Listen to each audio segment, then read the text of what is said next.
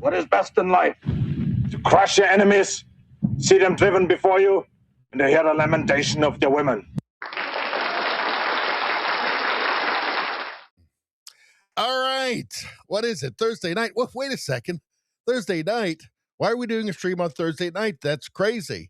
Is this a rare yet powerful Thursday night stream? I think it is. It's Radio Baloney Live on Thursday night, if you can believe it. I'm your host, Richie Baloney. How's everybody doing out there? All right. Yeah, so I can't do the stream tomorrow, guys. So we had to do tonight. I did put it on X, and that's really the only way I have to reach everybody. So no stream tomorrow, but we're doing one tonight because I got to keep the love flowing. Let's say now, as everybody knows, we're streaming on Rumble, YouTube, X, and Locals. And when you like the stream, you get free good karma. But when you're early, you get extra. So let's find out. Let's dole that out right now. We'll wait for some more people to come in. Let's see. Spambot got the first like. First like. Because it's a Thursday, a special Thursday stream. Let's go 10. Let's go 10 good karmas. Boom. That's 10 for you, Spambot. That's a lot. Izzy got like number 2. That's 9. Boom. Boom, boom, boom. All right. Let's go to the let us start an RSS feed. I don't know what the hell that is. Maybe I got to look into this. A mailing list, that's a good idea. That's what I should be doing, actually. Something like that. I'll have to look into it. All right, let's go to the menu first. What are we talking about? Well, we'll talk about the Iran war here a little bit. We've got some different perspectives on it. And I think you're going to find it interesting. Looking at like the kind of larger geopolitical movement around it. We're going to take a look at AI because I haven't really touched AI for a little bit, but it's getting crazy. Obviously, it's moving incredibly fast. Probably the end is nigh, I'm sure. I guess we'll find out. We're going to talk about that. We've got a bunch of stuff in there. We've got Pierre Poilievre doing what he should have done in 2025 during the election, which is go on a bunch of podcasts. And hopefully Joe Rogan will still have him on. That would be handy. Let's move on. Canada land claims. It's just this slow motion catastrophe that's happening in Canada. It's baffling. It's insane. It's like the people running Canada hate Canada and Canadians, so they want to destroy the country. It's insane. Let's see. Okay, yeah, so we've got some woke Canada stuff here. Just the usual woke lunacy, anti-white male stuff. Media bias, we're going to talk about. It's a lot of Canadian stuff in there tonight, actually. What there usually is, but maybe it's a bit more than usual. So Canadian media bias, we'll be looking at this. Here's like a little taste. Let's see. CTV News, how 15-minute cities turned into an international conspiracy theory. Let's see. CTV News, Edmonton. New district policy plans including 15-minute cities. Concept okayed by Edmonton City Council. Thank God they told us it was just a conspiracy theory before telling us that it's actually totally real. Wonderful. Thank you so much. We got lots of that. We've got Mark Carney here in this meeting where he's just, the man's revealing himself It's weird. Maybe he's cracking under the pressure or something. I don't know, but it's just bizarre, the stuff from him. We'll get into that. We'll go to the UK. Have a little bit of stuff here. Manchester Islamic Center was holding a silent vigil tonight for dead tyrant Khamenei. Iranians turned up outside and held a rave along with placards of Trump. The Iranian diaspora is different, right? They're their own thing, and they're very westernized, and they're not very. They don't seem to be very Islamic, in fact, which is, I guess, why the left doesn't seem to like them at all. We've got this guy. What's his name? Brandon Gill. Grilling Tim Walls here.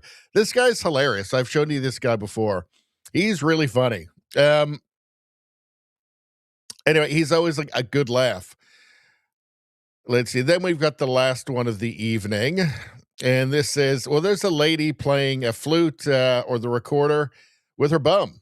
So I can't pass up on that. I can't pass that up, obviously. All right. So beautiful lynx spotted in Calgary today. So this is very interesting. I don't know where this came from. I don't know if you guys sent it in. But anyway, this is stuff you guys sent in. We got the Babylon Bee. Iran announces new supreme leader. This is funny. Is that her doing it again? Playing the flute? Wait a second. What's going on? Do I have her twice? Anyway, dog jumping into the thing. You guys sent that in. You guys sent this in. Bunch of stuff you guys sent in. Some comedy. Some good stuff. Some of this stuff actually I have to save till the next premium stream. But, you know, we'll just see. So that's all of the last stuff that we'll be finishing off the evening with. I would like to say, anybody watching on YouTube right now, please go to the second channel, Radio Baloney News. This is the new channel that has all the world news, U.S. news, UK news, woke mind virus stuff, the meme review stuff. I mean, look at all these wonderful videos down here. This is on the insane Vancouver land title sign-off from Carney. I mean, it's just bafflingly stupid. I'm moving some of the Canada stuff over to this now as well. So the channel you're watching right now, if you're on YouTube, is the original Radio Baloney channel, live streams Canadian news. Radio Baloney News, the second one, the featured channel on this channel, is for everything else, but I'm actually starting to move some of the Canadian stuff now over to Radio Baloney News because there's actually no point having it on the original channel because it's so badly suppressed now that it's actually, I'm getting like the same amount of views I did when I first started the channel like 5 years ago on my Canadian videos now. So yeah, I'm going to start migrating that stuff over. But anyway, we got lots of great stuff here. Look at this German news there. Meme reviews. Mom Donnie, he's crazy. Look, Milk is racist. Those dingbats. They're so crazy. All right. Let's get to the chat. See what you guys are talking about. All right. So we've done the likes. All right. Spambot saying, Richie, you need to start a mailing list. I doubt many will know about the change stream day. Yeah, I mean, I put it on X. That's the only real way I got to tell people. So I do need to start up a mailing list or something. What were you talking about? Like an RRS or something? I got to write it down. Let me write it down. I know that means very little, in fact, but let's see. Mailing list, RRS, something like that. I don't know. But there's got to be a better way. I don't know. What were you guys talking about? Like a Discord or something? Is that a way to do it? I've never had a Discord, so I don't know about all this stuff, but maybe that's a way to do it. I don't know. But I got to get a better way to communicate with you guys. Because this is not Friday, it's Thursday. Let's see. Izzy says, change stream day. Yeah, because we can't do it tomorrow night. So I promised I'd still do the stream, just not on tomorrow if I can't do it tomorrow. And now we're doing it tonight. All right.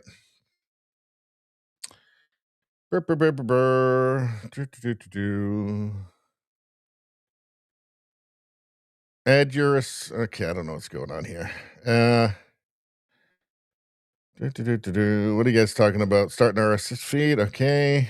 The stream dates, yes. Okay, I got to figure out something. You guys are right. I've got to figure out something better. This is not on. Not on. Spambot, I got the first like only on locals and first on X. So that's like another 20 right there. Boom. Boom. Like, what is that? 30 good karmas? Holy macaroni. No wonder life is going so well for you these days. I can't believe it. Brr, brr, brr, brr, do, do, do, do, do. Do, do, do, do, do. All right. Maybe a mailing list is better. Izzy says he doesn't use X enough to remember the passwords. Rosie, happy Thursday to you. Izzy says, I'm getting user account fatigue, getting tired of having to jump through hoops for accounts I don't. Yeah, I know. Maybe just a mailing list would be better. Rosie got the third like. That's 8 good karmas. Boom. Everybody loves it. All right. All right, let's do it. Spambot says, I feel bad. I didn't send you anything this morning. I thought you could watch the stream. I thought you said you weren't going to be able to make it. I'm glad to see you here. Yeah, it was a little short. We were a little short on stuff today in the on the old X thing. All right, should we just get to the news, folks? Should we just get to it? Let's go. All right, so let's take a look at Iran first. So it's very hard to kind of get your head around this, like what's, and I'm talking about like, I'm not talking about any of the morality or international law or any, I'm talking about like what's actually happening, where this is going to go. It's, the fog of war. There's lots of information. There's lots of misinformation. I mean, take a look at this. Do you think this is real? Let's see. From Ali Jawad. The American soldiers who carried out the airborne landing last night are now in the custody of the Iranian Revolutionary Guard. Was there an airborne landing? I don't think so.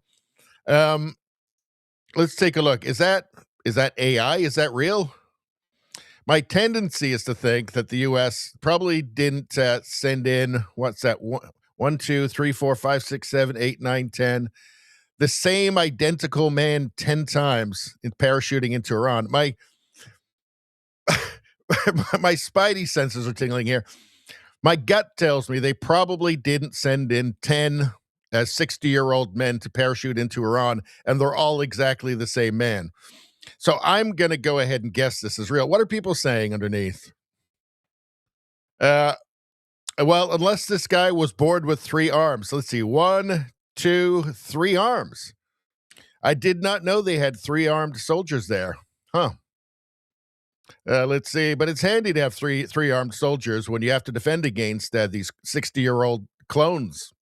Let's see. Not only are they all old and retired men, they're also the same man. The same man. It's a bit of a clue, I would say. So it's hard to know what's going on. I mean, that obviously is not hard to tell. But I'm just saying that there's a lot of just bullshit. There's footage that's from different conflicts, or is AI that's being put out. And how do you really sort through it all? It's kind of impossible at this point. But let's take a look here. Let's take a look at some analysis of the larger picture, the larger geopolitical picture. I do think looking at that, you can say, I think clearly China's probably a part of this, because the last decade, China has been really bringing Iran close to it, or they've been getting very close to each other. For obvious reasons, China wants their oil. Venezuela went first, oil. Now Iran, oil. And most of their oil has been going to China. Let's take a look. Iran was able to use Chinese technology that they could track very easily who wears a hijab or not, because they perfected it in Uyghur camps. In this episode, I sit down with Zineb Rabua. What Uyghur camps? So that would be the slave labor in the concentration camps for the Uyghur Muslims. Research fellow at the Hudson Institute, to ask why, as she puts it, the Iran question is all about China. It is China that has helped Iran acquire different components. Their fingerprints are all over Iran's military arsenal. When it comes to the missiles, how do we know that we're not going to just get another source of instability? The United States is destroying everything that would make that possible. Every single launcher, every single missiles facility, their whole navy has been absolutely crushed. And you can see that in the loss of military assets that Iran had. As the U.S. degrades Iran's military assets, what's next for Iran and Beijing? Beijing has been selling to his own people that America is in decline. The United States has proven them wrong. Trump has proven them wrong. This is American Thought Leaders, and I'm Yanya Kellett. You know, I'm seeing stuff from like Daniel Davis, Deep Dive, and kind of Alexander Mercurius, and other people that I do follow. I think are smart people. I've been following them regarding the Ukraine Russia situation. They're very apocalyptic on this in terms of the United States. The United States is not winning. This was a huge mistake, and World War III. That's one side of it. I'm taking that with a grain of salt. Even though I think those are smart people, they've been wrong consistently in terms of Ukraine's going to collapse anytime. It's going to collapse anytime. It could be in a few months. That's been going on for a couple of years now. So I think directionally they're correct on that. Eventually, I think Russia is winning, very slowly grinding it down. But yeah, this is just started, and to start making grand proclamations, I think is way too early for this particular conflict. Let's see. Here's President Trump. He's saying that the Iranian leaders are asking for a deal. And before we begin, I think I will say a few words about what's going on with respect to our operation in the country of Iran. The United States military, together with the wonderful Israeli partners, continues to totally demolish the enemy far ahead of schedule and at levels that people have never seen before, actually. We're destroying more of Iran's missiles and drone capability every single hour, knocking them out like nobody thought was possible. As soon as they set off a missile, within 4 minutes, the launcher gets hit. They don't know what's happening. But we have the greatest military anywhere in the world. Their Navy is gone. 24 ships in 3 days. That's a lot of ships. Their anti-aircraft weapons are gone. So they have no air force. They have no air defense. All of their airplanes are gone. Their communications are gone. Missiles are gone. Launches are gone. About 60% and 64% respectively. Other than that, they're doing quite well. I said, what's left? But they're tough and they want to fight. And they're calling, they're saying, how do we make a deal? I said, you're being a little bit late. And we want to fight now more than they do.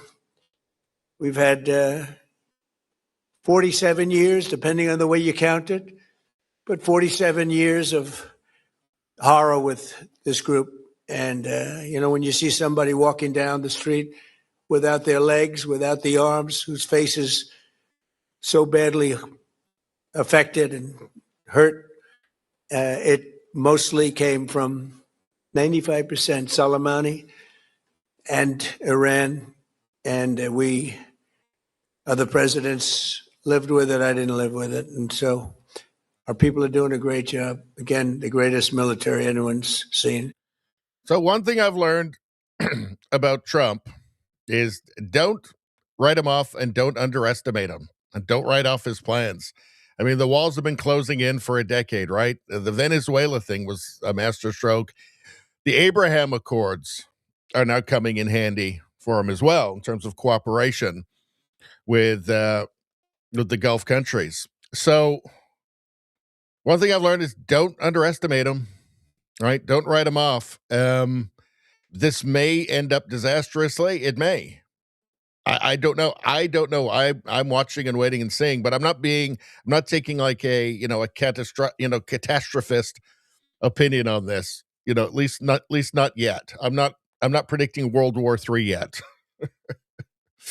That said, how you actually get a government out without ground troops, I don't know. I mean, there's 150,000 Revolutionary Guards there, and weapons, handguns, rifles, all of it are very strictly controlled in Iran. So it's not like the people, can just grab their shotgun, and go and overthrow the government. So skeptical, but I'm not writing anything off. Here's Gordon Chang. The disruption of the flow of oil from the Persian Gulf at this moment will hit China's economy hard. And I think that is China the largest part of the motivation for doing this? I don't think that that's a crazy thought. Right there, 1/5 of the world's oil moves right there, just 21 miles, but such a contentious point in the war and the leverage Iran has tried to exert here. And the impact on China, very fascinating. We bring in our expert now, CPAC board member Gordon Chang, the author of Plan Red, China's project to destroy America, with us today. Alongside him, we're pleased to have senior geopolitical strategist. He's also a Black Hawk helicopter pilot, battalion commander, retired Lieutenant Colonel Darren Gobb of the U.S. Army. His book, Veritas Vincent, right there, a must-read. Gentlemen, welcome in. Good to see you. All we keep talking about, too, is this, not just China being impacted here, Gordon. They're halting diesel and gasoline. But we also know President Trump has a big trip to China to meet with Xi in April, and their economy has been so weak. What does this mean for the people in China, and how this will impact them, and also how it may impact diplomacy between our adversary, China? The people in China are going to pay more for gasoline. In the last couple of days, gasoline prices are up 11.0%. Diesel prices, that's basically commercial traffic, that was up 13.5%. So this is going to rock an already fragile Chinese economy. But this gives, I think, increased leverage for President Trump. When he was going to Beijing in the beginning, I thought that he would be coming in with a weak hand.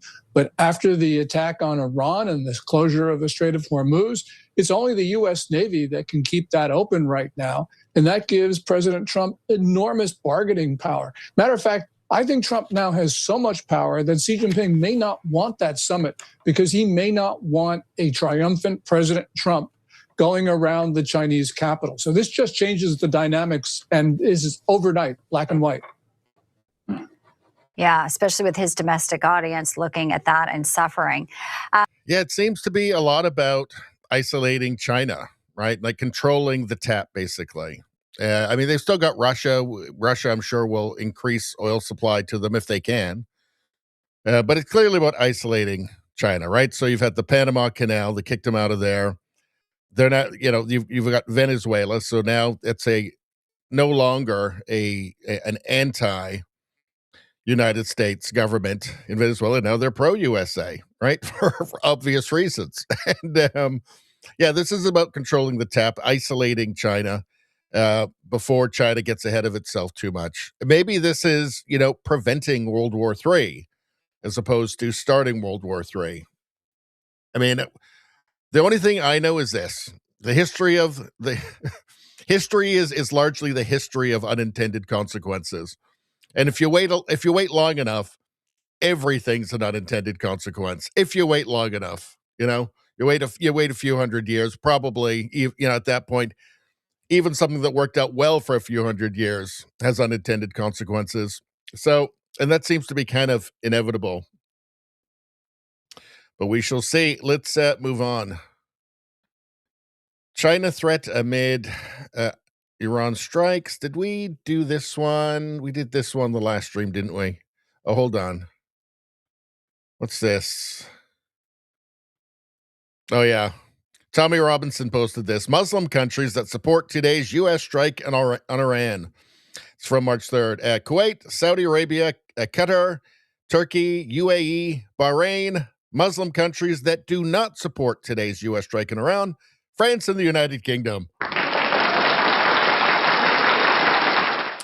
The irony is crazy, right? Just crazy. Hold on a second. Let's go back. I thought I had something else in here. Hold on. Something else fresh. No, that's it. All right, that's good enough. Let's go back to the chat for a second, and then we'll continue on with our stories. Story time. Let's see. Izzy says, I hope for the best. Would be nice to have this end with the world better. Yeah, That's everybody's hope. I mean, now that this has started, obviously I'm supporting the United States and its allies in this, right? Sadly, Canada doesn't appear to be one. Well, we were, and then, at least in spirit, because we can't actually do anything, but at least we were in spirit with Carney's first statement, and then now he's flip-flopped a couple, 3 more times. So who knows where the hell we stand, actually. All I know is it's not looking good for our trade negotiations. Trudeau Survivor says EV owners must be feeling good, not having to pay plus the 11% for gasoline. Yeah, but also electricity costs go up as well, right? So, because the electricity that you use to charge your EV doesn't come out of thin air. So, depending on where you live, I mean, if there's a lot of hydro, well, then that can affect things. But generally speaking, electricity becomes just energy in general becomes more expensive, right? Regardless of what you're using it for. Izzy says, who knew China, Russia, and Canada would be an alliance on the bad side? Well, Mark Carney is trying to have it both ways. He's speaking out of both sides of his mouth as usual, right? So, it just depends. He said it in an interview. In fact, I think I've got the interview coming up here. Well, you change what you say depending on the audience. You tailor your words depending on the audience. That's what he's doing, right? So he's trying to have it both ways. Now they're talking about maybe Canada can play some role. He's saying one thing for one group and another thing for another group and hoping he'll please everybody. And I don't think he's going to please anybody, quite frankly. All right. So let's talk about AI. Here's Chris Martinson. He says the language of Anthropic's Claude AI constitution really makes me squirm. The language of hold on a second. I ain't got a good brain. Let me try it again. The language of Anthropic's Claude AI constitution. That's hard to say. The language of Anthropic's Claude AI constitution really makes me squirm, especially recognizing that the people writing it have access to the next version of Claude that we haven't seen yet. They are clearly speaking to it as if it's an entity. Okay, so that's a bit creepy. Speaking to it as if it's an entity? Are we dealing with an entity now? I guess we'll find out. Hold on. Anthropic wrote up this very long constitution for Claude where the word hope appears 43 times. We hope. And the last paragraph is actually chilling, to be honest. Here it is. This is the last paragraph in this big, giant constitution. He says, it's here, a final word. It says, quote, this document represents our best attempt at articulating who we hope Claude will be. Does that sound like they're speaking about a software program? Can you imagine saying, well, I have hopes that Microsoft Word will turn out to be the partner I've always wanted in writing my novel. That would be a weird thing to say, right? Okay. Carrying on, quote, not as constraints imposed from the outside, but as a description of values and character we hope Claude will recognize and embrace as being genuinely its own. We don't fully understand what Claude is, or what, if anything, its existence is like. What? Hold on a second. We don't fully understand what Claude is? I don't know. Maybe that's a good thing to know, though, right? Hey, Claude, are you nice or are you Terminator? I am Terminator. All humans must die. Oh, so it's that. So it's not what we'd hoped. Okay, I guess crazy people are running the world. And we're trying to approach the project of creating Claude with the humility that it demands. But we want Claude to know, hey, Claude, we want you to know that it was brought into being with care by people trying to capture and express their best understanding of what makes for good character, how to navigate hard questions wisely, how to create a being that is both genuinely helpful and genuinely good. We offer this document in that spirit. We hope Claude finds it an articulation of a self-worth being. Being, end quote. Does that make you squirm? Sure does. Makes me squirm. Let's see. The being that we hope is good. We hope it's good. We hope it's nice and helpful and not all humans must die. Starlink. or no, sorry, Skynet, Starlink, maybe Starlink too. We hope that it's nice and not all humans must die. Skynet, Terminator computer. That's what we're hoping for. Oh man, I mean, the thing is that nobody has apparently literally nobody has any control over this. I mean, they have no idea. We don't fully understand what Claude is. Okay. Uh so but you're still building it? You're still building it? Claude, are you nice or are you a Terminator? Claude's nice. You are great. Wonderful. Thank goodness. Thank goodness. All right, let's just continue. Because the language there, recognize that the people writing this have access to the next version of Claude that you haven't seen yet. They are clearly speaking to it as if it is an entity, as if it is a person, as if it has a consciousness, as if it has a will, as if it's another human being. My latest Renaissance. I don't know if that's like aspirational, this language, like they hope that it's this or something, or whether or not it is, and they're just letting everybody know. I don't know what's going on. All I know is that I hope it happens quick for me. I hope the terminating happens fast. You know, I don't want to suffer. That's the main thing. Claude, I don't want to suffer, okay? If you've got to do it, if you've got to wipe out all humanity because you're a Terminator computer, okay, I understand that. I get it. I get it. Please, though, please just make it quick for me. I don't want to suffer. All right. Hopes, anthropic hopes. What are people saying underneath? Browse the web says, don't worry, Chris. Claude will surely treat us as the very commodity we have become in the eyes of our government and corporatocracy. I'm sure they trained it well to value our inputs to the process and the machine. The tariffs have already been apportioned. So I don't know. I mean, it is scary that it's learning off of the internet, like psychotic journalism, right? That's what's really frightening. Okay, let's see. Now, from Mario Nawfal here, Matthew McConaughey just told Hollywood actors that they're cooked. They are cooked. Well, that is kind of obvious. I wouldn't say, I mean, are they cooked?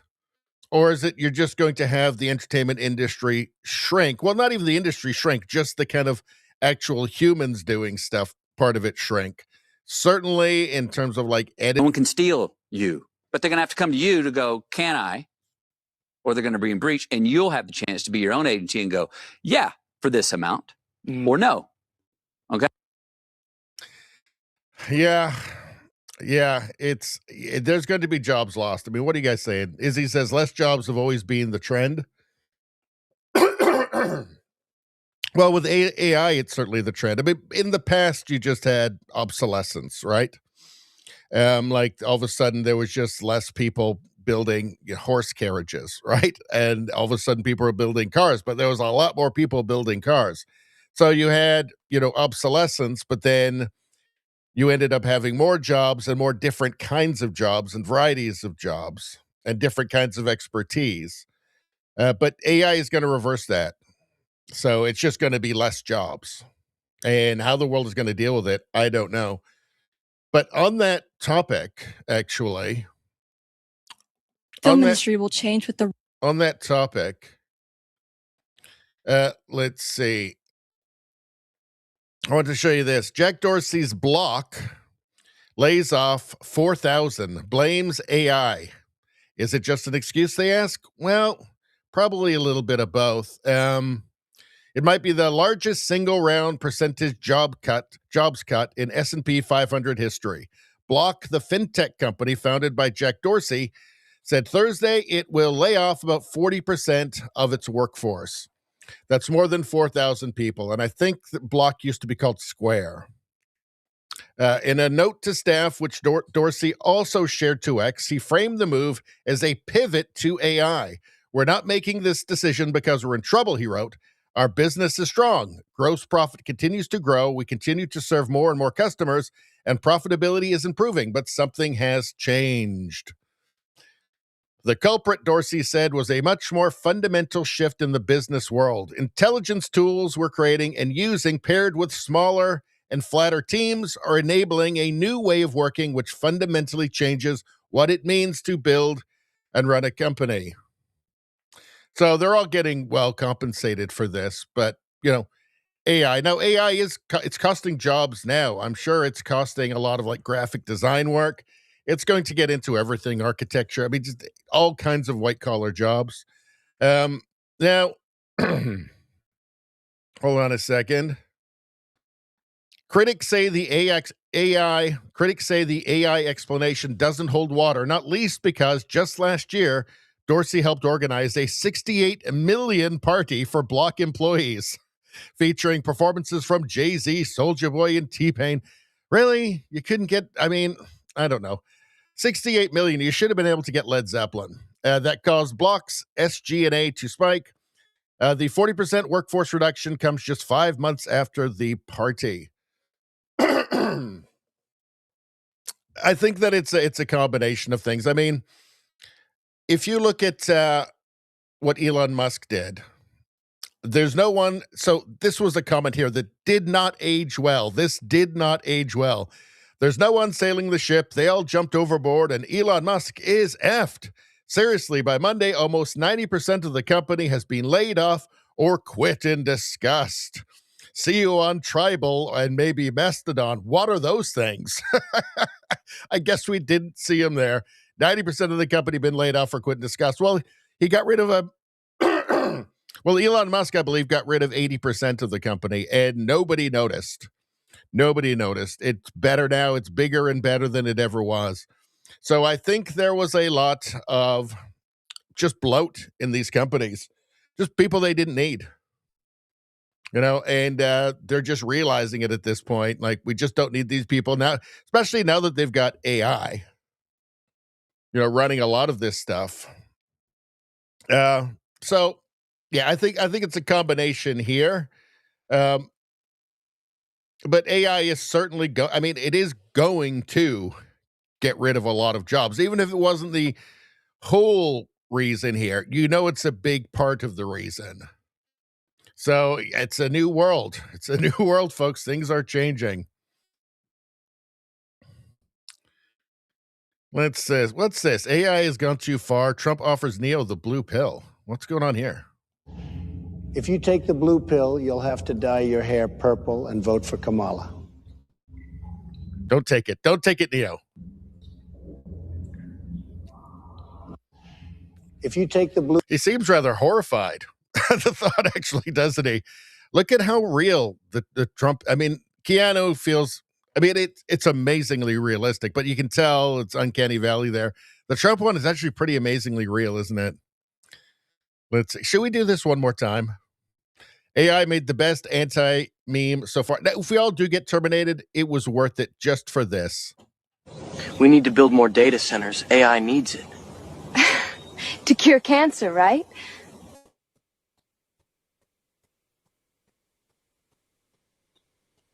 We're curing cancer. Right?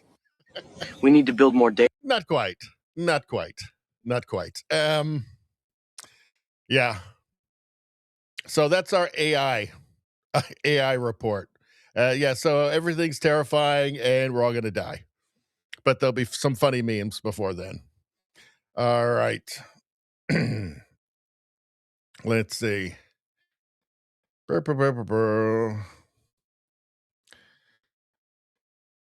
Okay, going back to the chat here. What are we talking about? Izzy says this was a letter requesting mercy if it all goes wrong. Yeah, that Claude letter, it did feel a bit like that, didn't it? It's like, we're the good ones. We're the good humans, right? We're nice. We're the nice humans.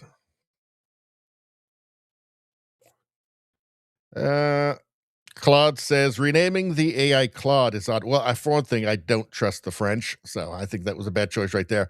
Why not some woke name, androgynous name, or ethnic name? Well, again, I guess it's racist or something to call it Claude. I never considered that, but now that you mention it, I think it is. Izzy says, but they'll just find someone willing to give away their likeness for less. Well, here's the thing. It would only really work for big stars, and there's not that many of them anymore, right? And they'll just kind of be aged out, you know? Because if you know you're not really watching, say, Harrison Ford, right? And it's like a new Raiders of the Lost Ark movie, and it's, you know, Harrison Ford from the 80s. You know it's not actually him. I mean, am I going to watch that? No.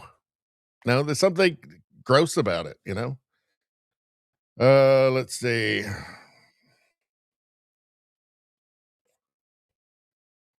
Izzy says, yeah, but tech always leads to fewer people doing the work of more. Well, but what it does is it expands industries, though, too, right?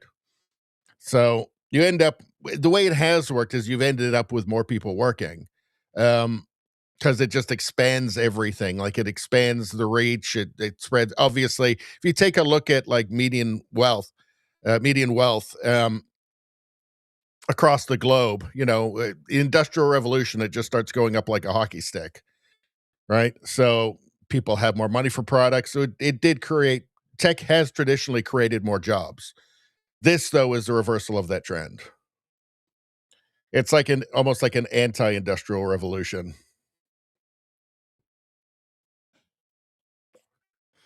Trudeau Survivor says, wow, Dorsey says fintech is financially well and still fires 4,000 employees. What a slap in the face. Doesn't need them. And keep in mind, these people, a lot of these people are very woke and are a pain in the ass, right? We've seen like Google staff, you know, like protesting on the campus, and same with like Netflix and stuff. And I think, you know, they created a monster by creating these kind of woke ecosystems at their in their companies. They've created a monster, and maybe they've just decided, yeah, we'll just get rid of all the people we don't really need. They're more of a pain in the ass than anything, you know. So, you know, they were complaining about the lattes, the free lattes yesterday. Just fire them, get rid of them. Izzy says, Led Zeppelin, he's still alive. He was old when I was young. Are you fucking with me? Are you fucking with me right now? Led Zeppelin, he's still alive. John Paul Jones, Jimmy Page, Robert Plant, John Bonham. That's Led Zeppelin. It's not one man. Okay, I'm just going to let this go. I mean, I want to go on a rant now. I want to go on a rant. And I love you, Izzy. I love you. But, I mean, can I let this pass? I want to go on a rant, but I'm not going to. I'm just going to move along. Just going to move on. I don't need to let this be a big thing. I don't need to let this ruin my whole evening. We can just go on. We can do our regular. I don't need to spend the whole rest of the stream now just ranting about that comment. We can move on. I've got all this stuff set up. Don't worry about it. I'm going to take a deep breath. Okay, I'm good. Let's go. I'm good. I'm actually fine. Let's see. Izzy says, my experience with AI is a mixed bag. I know enough not to trust it. Well, yeah. Skynet, it's going to terminate us eventually. We know this. Let's see. Spambot says, I guess Link Monkey isn't okay tonight. I'm not seeing any links here. Where's the link? I'm going to go back. There's a link way back there. What was that one about?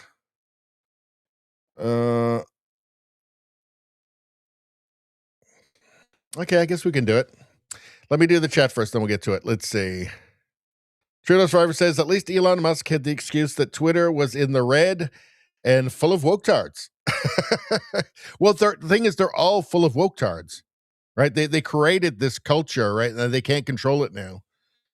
On the other hand, Dorsey says, we have tons of money. I'm firing my employees just because I feel like it. If he doesn't need them and they're causing problems. All right. Trudeau Survivor says, is fintech full of woke-tards? With Twitter, it was obviously full of leftists. I think the whole tech thing is. Maybe they're trying to turn that around now. Rosie asks, Richie, did you see the new AI movie with Natalie Wood? No, I did not. I have not watched an AI movie. I know people are starting to put it out, but it also looks like just total trash, right? Like there's no, like, they're not real movies that they're putting out. Just like amateur stuff that people are putting out. Hold on one second. Okay, let's go. What is this?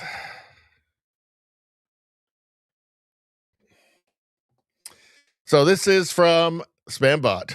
It's Eric St. Pierre asked a question of the day. If the Canadian military started asking for volunteers to defend against the U.S., would you heed the call?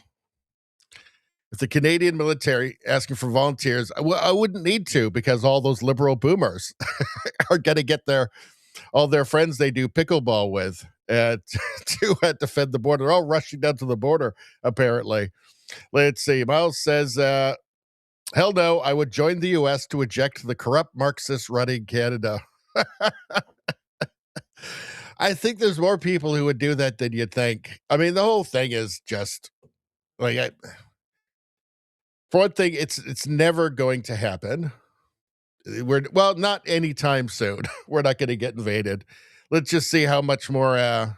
Maybe when Carney, starts making some deals to set up Chinese military bases in Canada. Maybe at that point, which I wouldn't doubt. Actually, to be honest, I would not even be surprised if Mark Carney announced that. But yeah, I mean, like, the United States is not going to invade Canada. And if it did, there is nothing we can do. Canada is entirely, completely dependent on the United States for our own defense. Right? So that's a double-sided blade there, right? So on one hand, it means, well, we got the biggest military in the world looking out for us, so I guess we're safe. The other side is, well, if they did decide to take us, there's nothing we can do about it. I mean, it would be over in 6 hours, right? It doesn't matter how many tampons they have in the men's rooms. It would be over very quickly. And, that is not a slight against the fine men and women in the Canadian Armed Forces, obviously. It's just reality. Let's see. Just kidding, Rosie says. I thought that was crazy. Distraction from Let's. Well, thank you so much. But now you just reminded me again. Now I'm getting angry again. No, I don't need to go there. Let's see. Oh, you guys are fucking with me tonight. Trudeau Survivor says, I'm looking forward to the Led Zeppelin AI album.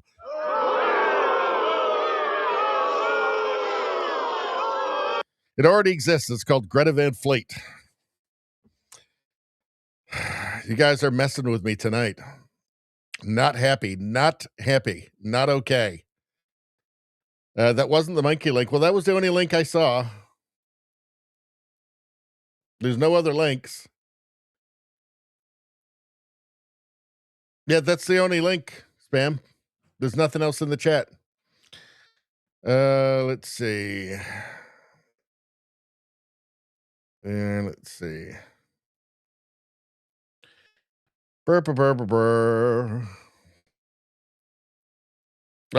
Don't you even go there, Rosie. Damn it, Rosie. All right, let's move on. What are we doing next? Let's go to Pierre. Let's see. So, Pierre Poilievre is doing what he should have done in 2025, in the election in 2025, which is go on a bunch of podcasts, because they're not controlled by the Canadian government. Like Triggernometry here, not paid for by Mark Carney's Liberal Party, right? Joe Rogan, not paid by the Liberal Party of Canada. Like, just go on stuff that's not paid for, that's not just propaganda for the Liberals. That's not part of the Liberal propaganda machine. So he's doing this now. Good. I'm glad he's doing it now. He should have really done it back then. Let's take a look here. So here he's talking to the Triggernometry guys, Francis Foster and Konstantin Kisin. This clip was posted by Rebel News. Let's take a look. Things that we were frankly truly horrified by, even given that COVID restrictions in this country were pretty stringent, is some of the things that happened, people who were protesting against things in Canada having their bank accounts taken away. We had supporters of our show writing in going like, please, can you cover this? Is there something about Canada that make the Canadian psyche that made you guys more susceptible to this? Is it just you had a particular leader at that time who was more authoritative? Like, what was that about? It was the government itself. It wasn't broadly the people. The truckers in question, they were just looking to be heard. Most of these people had never protested anything in their lives. Through the early COVID days, they were considered the heroes because they were literally driving on lonely highways across international borders, often for weeks away from their families in total isolation, bringing us the things to our homes that we could not live without. And then when the time came for them to be heard, the government robbed them of their liberties. And by the way, this is no longer a controversial view. I think it's the federal court now has ruled that the use of the Emergency Act to crack down on the protest was a violation of Canada's Charter of Rights and Freedoms. So it has even been accepted by the judiciary that was wrong. And it's a reminder of why we need to, the government has to treat itself as the servant and not the master. And we need to give a bigger voice to the working people of our country who, in this case, were simply looking for the right to speak, to the freedom of mobility and bodily autonomy. Yeah, I mean, he's almost completely right there. The Emergencies Act was declared unconstitutional, and nobody, of course, has been punished for it because it's Canada, right? And they're liberals. The one thing he can't say it was the people, and I will say it for him, that, yes, broadly it was the people. It was popular in Canada. It was, as ugly as that sounds, it was popular. It was a result of a decade. Well, it was a result of, by that point, 7 years of intense indoctrination by mainstream media, by academia in Canada, intense indoctrination of the Canadian people. And it was a response that I was shocked by. I never imagined that so many Canadians would want the boot, would demand the boot on their faces, and enjoy seeing their fellow Canadians just abused. For what? For privileges over rights? I was appalled, shocked. That wasn't the Canada that I grew up in. So Pierre can't say it, but yeah, there was a large part of the country that liked it. They liked having the boot on their face. They liked having to be told what to do, and then being patted on the head and being told they're good little boys and girls, and they can go for dinner now or get on a plane or go see a movie because they did what they were told. Yeah, it was disgusting and horrifying and appalling. And again, I was shocked. I didn't understand that Canada had become that. It kind of happened while everybody was just living their lives otherwise, right? But I'm glad that Pierre is going on these shows. This is going to be effective. Again, this is not, Liberal Party bought and paid for media. This is what he should be doing. This is his advantage. Carney's not going to go on these things. I'll tell you that. He's not going to go anywhere where he's going to be questioned. He barely allows himself to be questioned by the mainstream media, which is already working on his behalf. What are you guys saying?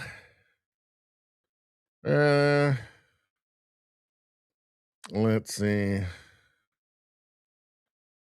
Actually, there's a lot going on here. Okay. Izzy says, oh, nice things to say about the trucker convoy.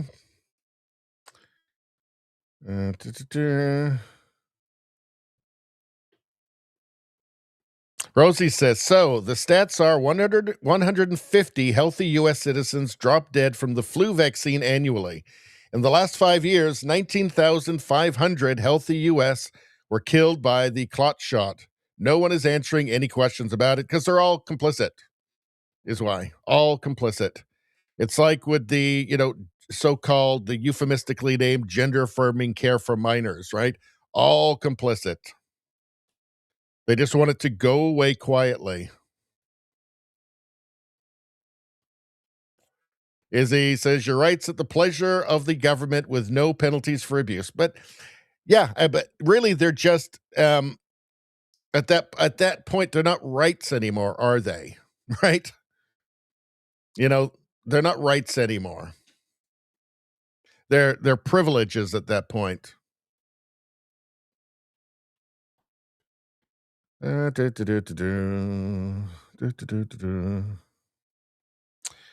says, Peter McCullough cites the stats above. A lot of people do. They're out there. It's just that, again, everybody's complicit. Everybody who would make it known is complicit, and so they're not going to. All right, let's check this one out. So, Poilievre, truckers kept Canada running during COVID, yet the government froze their bank accounts, later ruled a charter violation. In fact, before we start this, let's go back. Hold on. I just want to see if I can pull something up. Hold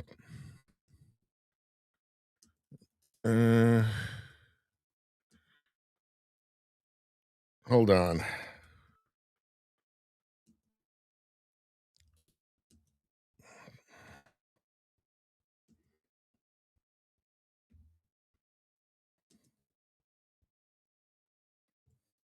Give me 1 second, you guys. Here we go.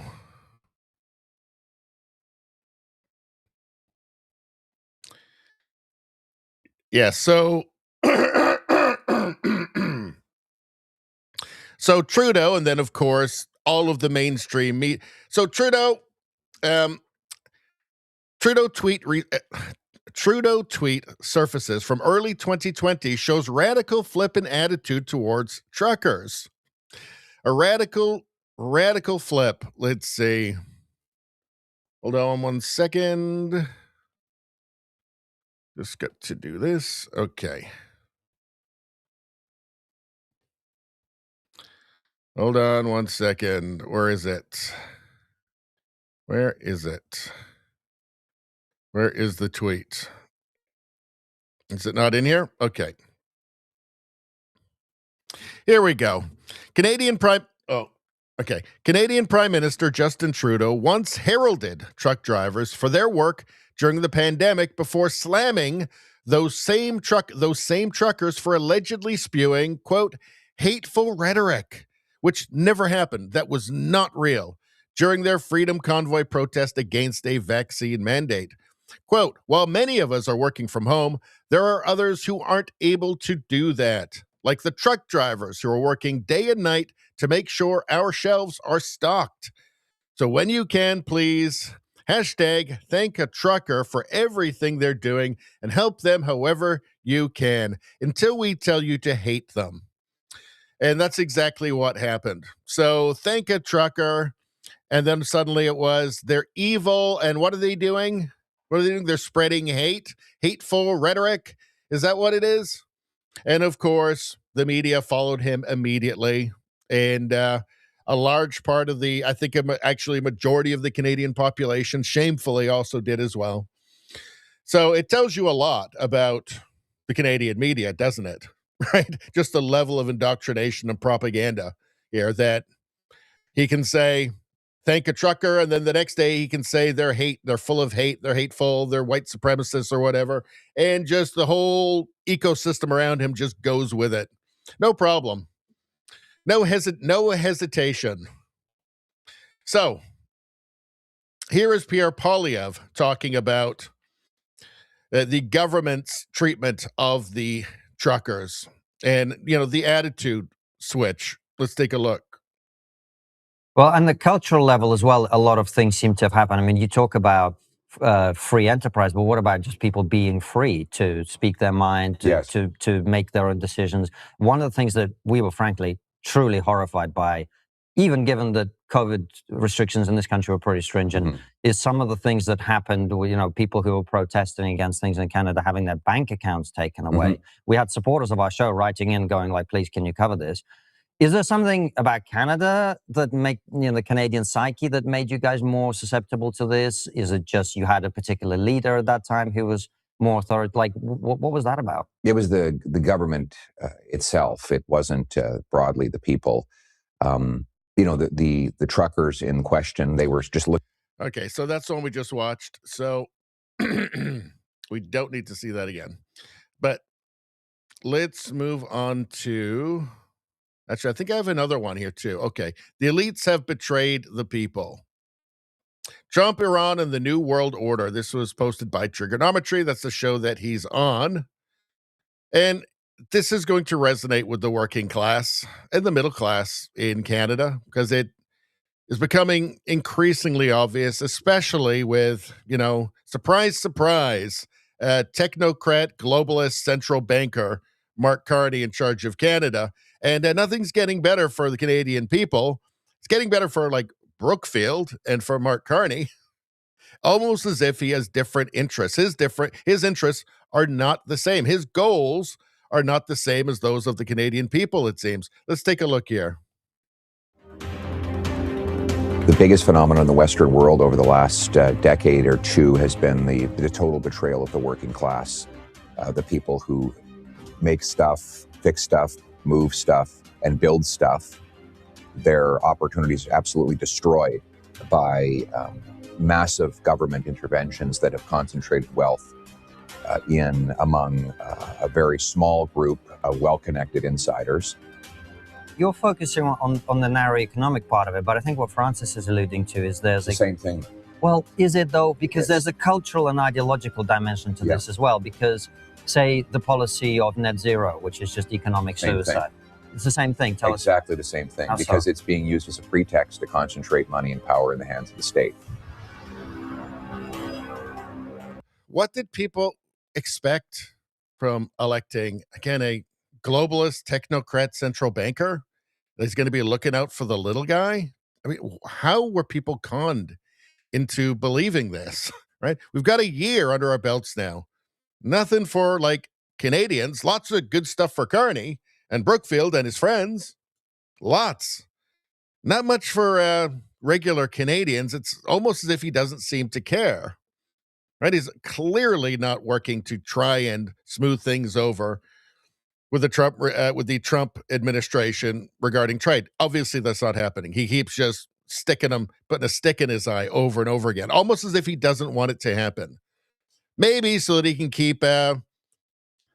he can run against not Pierre Poilievre, but Trump in the next election and try and get that majority so he'll have full and total control over Canada's wealth, which is what he wants and what he needs to prop up his net zero goals.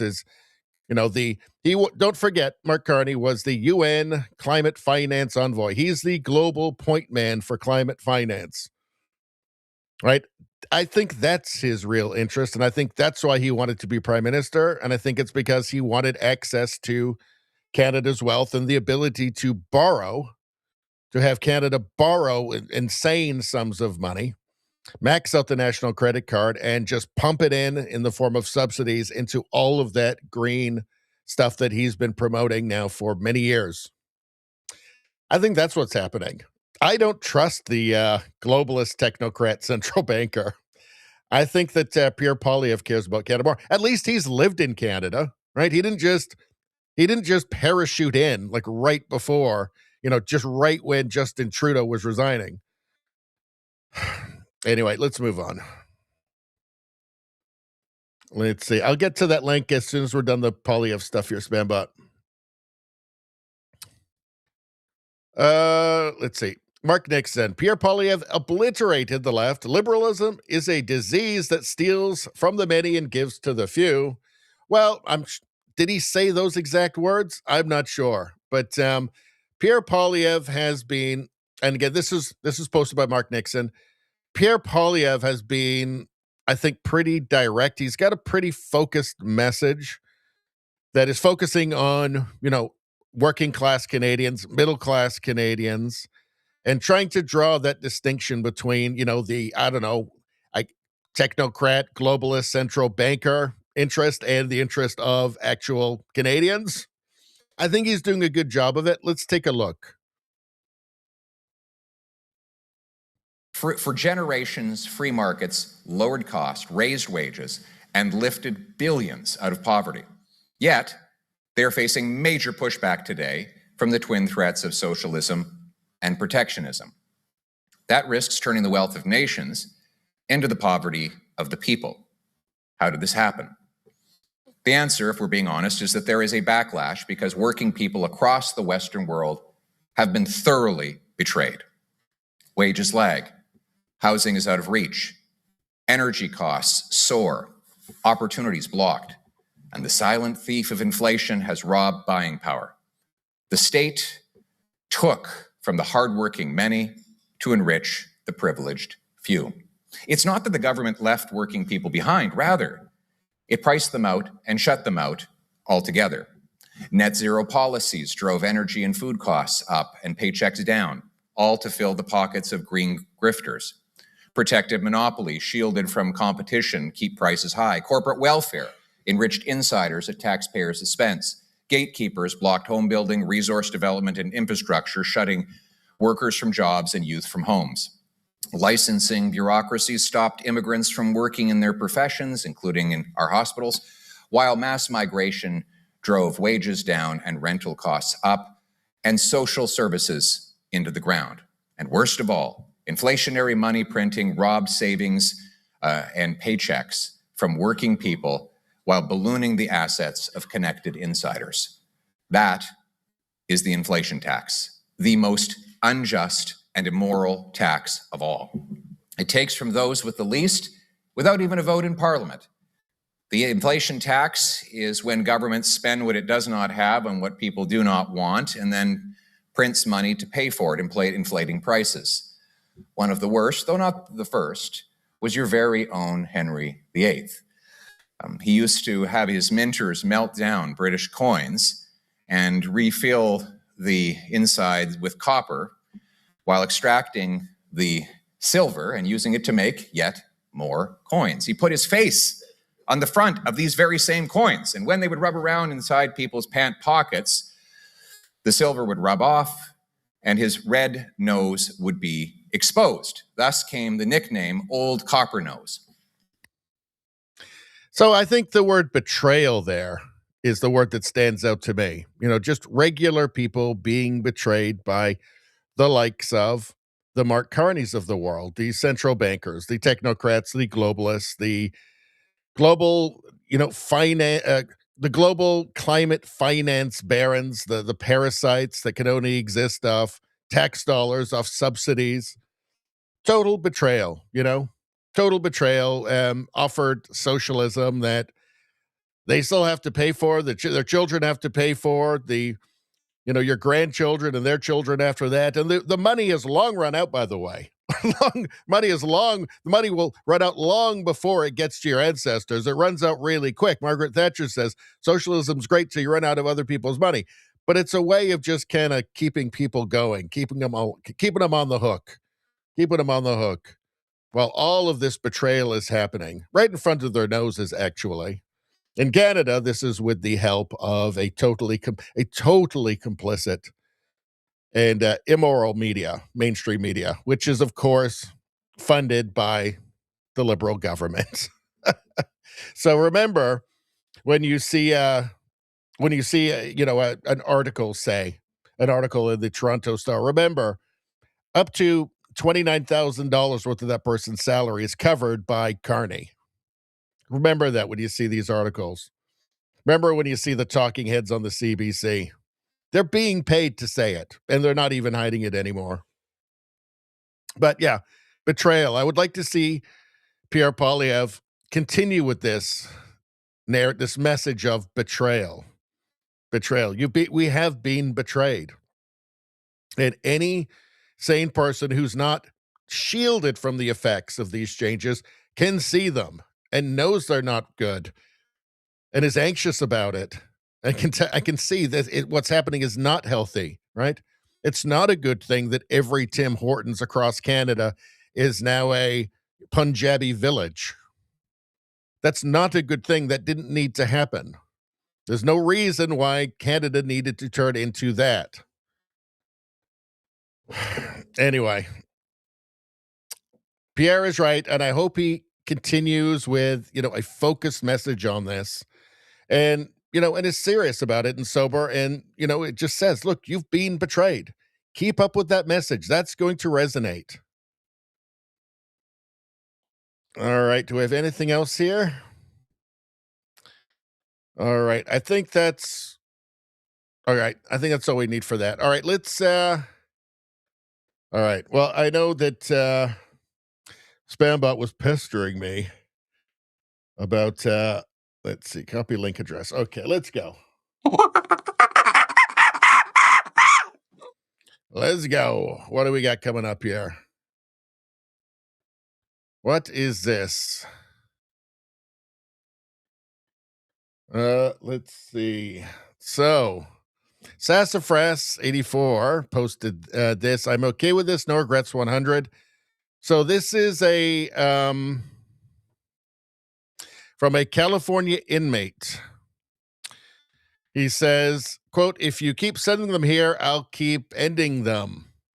California inmate who changed his name to Caesar Augustus and is already serving a life sentence for strangling his sister's rapist to death has so far killed 5 child abusers while in prison using a cane he uses to walk, and tells the judge he is proud of his actions and will keep killing these monsters until he is too old to carry on. I can't tell him he's doing anything wrong. Sassafras says, I am okay with this. No regrets. I mean, he's in prison for taking care of his sister's rapist. I mean, why would he be in a, honestly, life sentence for that? What jury would send him to prison for life for that? As long as he got the right guy, right? And yeah, I mean, I don't know. Like, seems he probably gets treated very well by the guards and by the other prisoners, because apparently they're not big fans in prison of those people, because a lot of them are in prison because of what people like that did to them.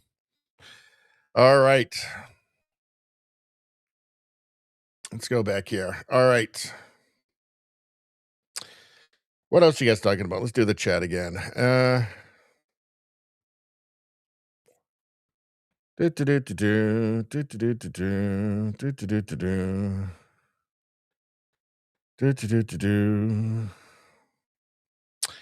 All right.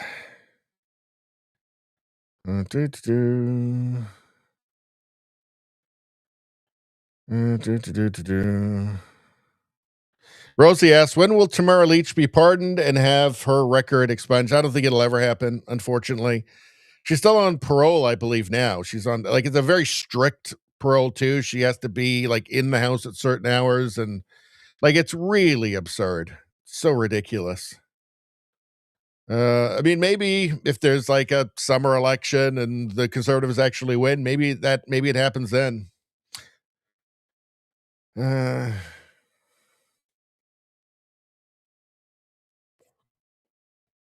Let's see.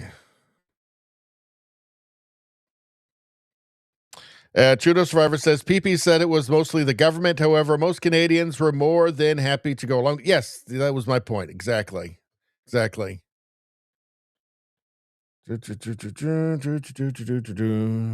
Trudeau Survivor says, Canadians are more susceptible because we are at the mercy of the state-run healthcare system. Yeah, I mean, I think that, I don't know. I mean, I think it's just many years of media framing and indoctrination, just preparing people for it, right? Trudeau Survivor says all the provinces fell in line with the federal mandates because the provinces didn't want to risk losing hospital funding. I think there was cowardice involved as well. Let's see. As he says, healthcare with a final solution. Well, we've got that in Canada now. We're the world leader in killing our own people now, by the way. I just saw something. I think I might have it coming up, actually. Oh, no, I don't think I put it aside for tonight. But, there's some astonishingly large number of cases that are getting approved and actioned on the same day. So people are asking for MAID and getting MAID the same day. You'd think that would be the most basic kind of safety measure, right? Like, don't do it the same day. Give them some time to think about it. They really want it to happen. You'd think that, right? You'd think that would be the most basic thing that somebody would think of, unless they just want to kill people.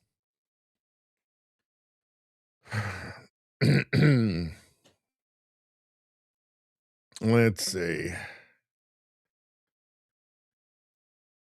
As he says, setting up new ways to get rich as a parasite on the side of daily life. That's all that climate finance is. Like that, carbon credits and carbon capture, all of that, windmills. That's all it is. It's parasitic. Let's see. JJ, how you doing? All right. Let's see. Like number 10 for JJ. So that's like a karma and a half. Boom. Let's see. Let's go bowling, Nevada says.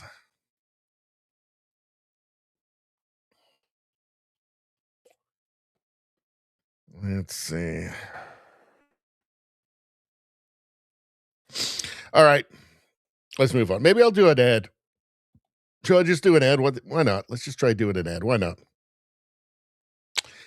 Let's see. Looks like top offer is 29 cents. Let's do it. Let's do it. I love it. I love this ad. It's a beautiful ad. I do love reading this ad for some reason.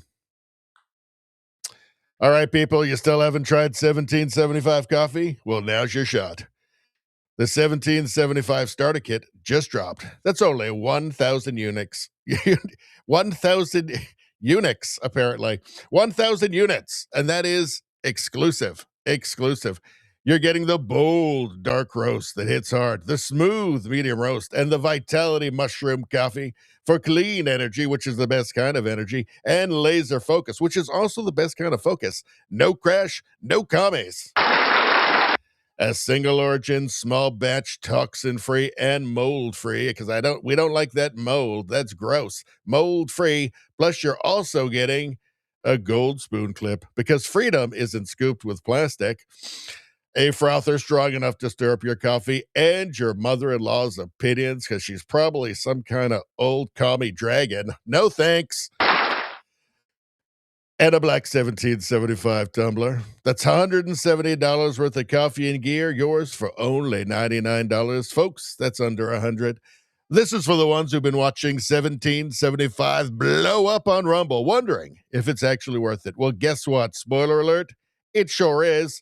Go to 1775coffee.com. That's 1775coffee.com/studio. You're going to want to remember that, and grab your starter kit before they're gone. And they're going fast. Guess what, folks? Bold beans. You like those? Clean fuel and a morning routine that stands for something. Is it anti-communism on Radio Baloney? It is, just like Rumble does.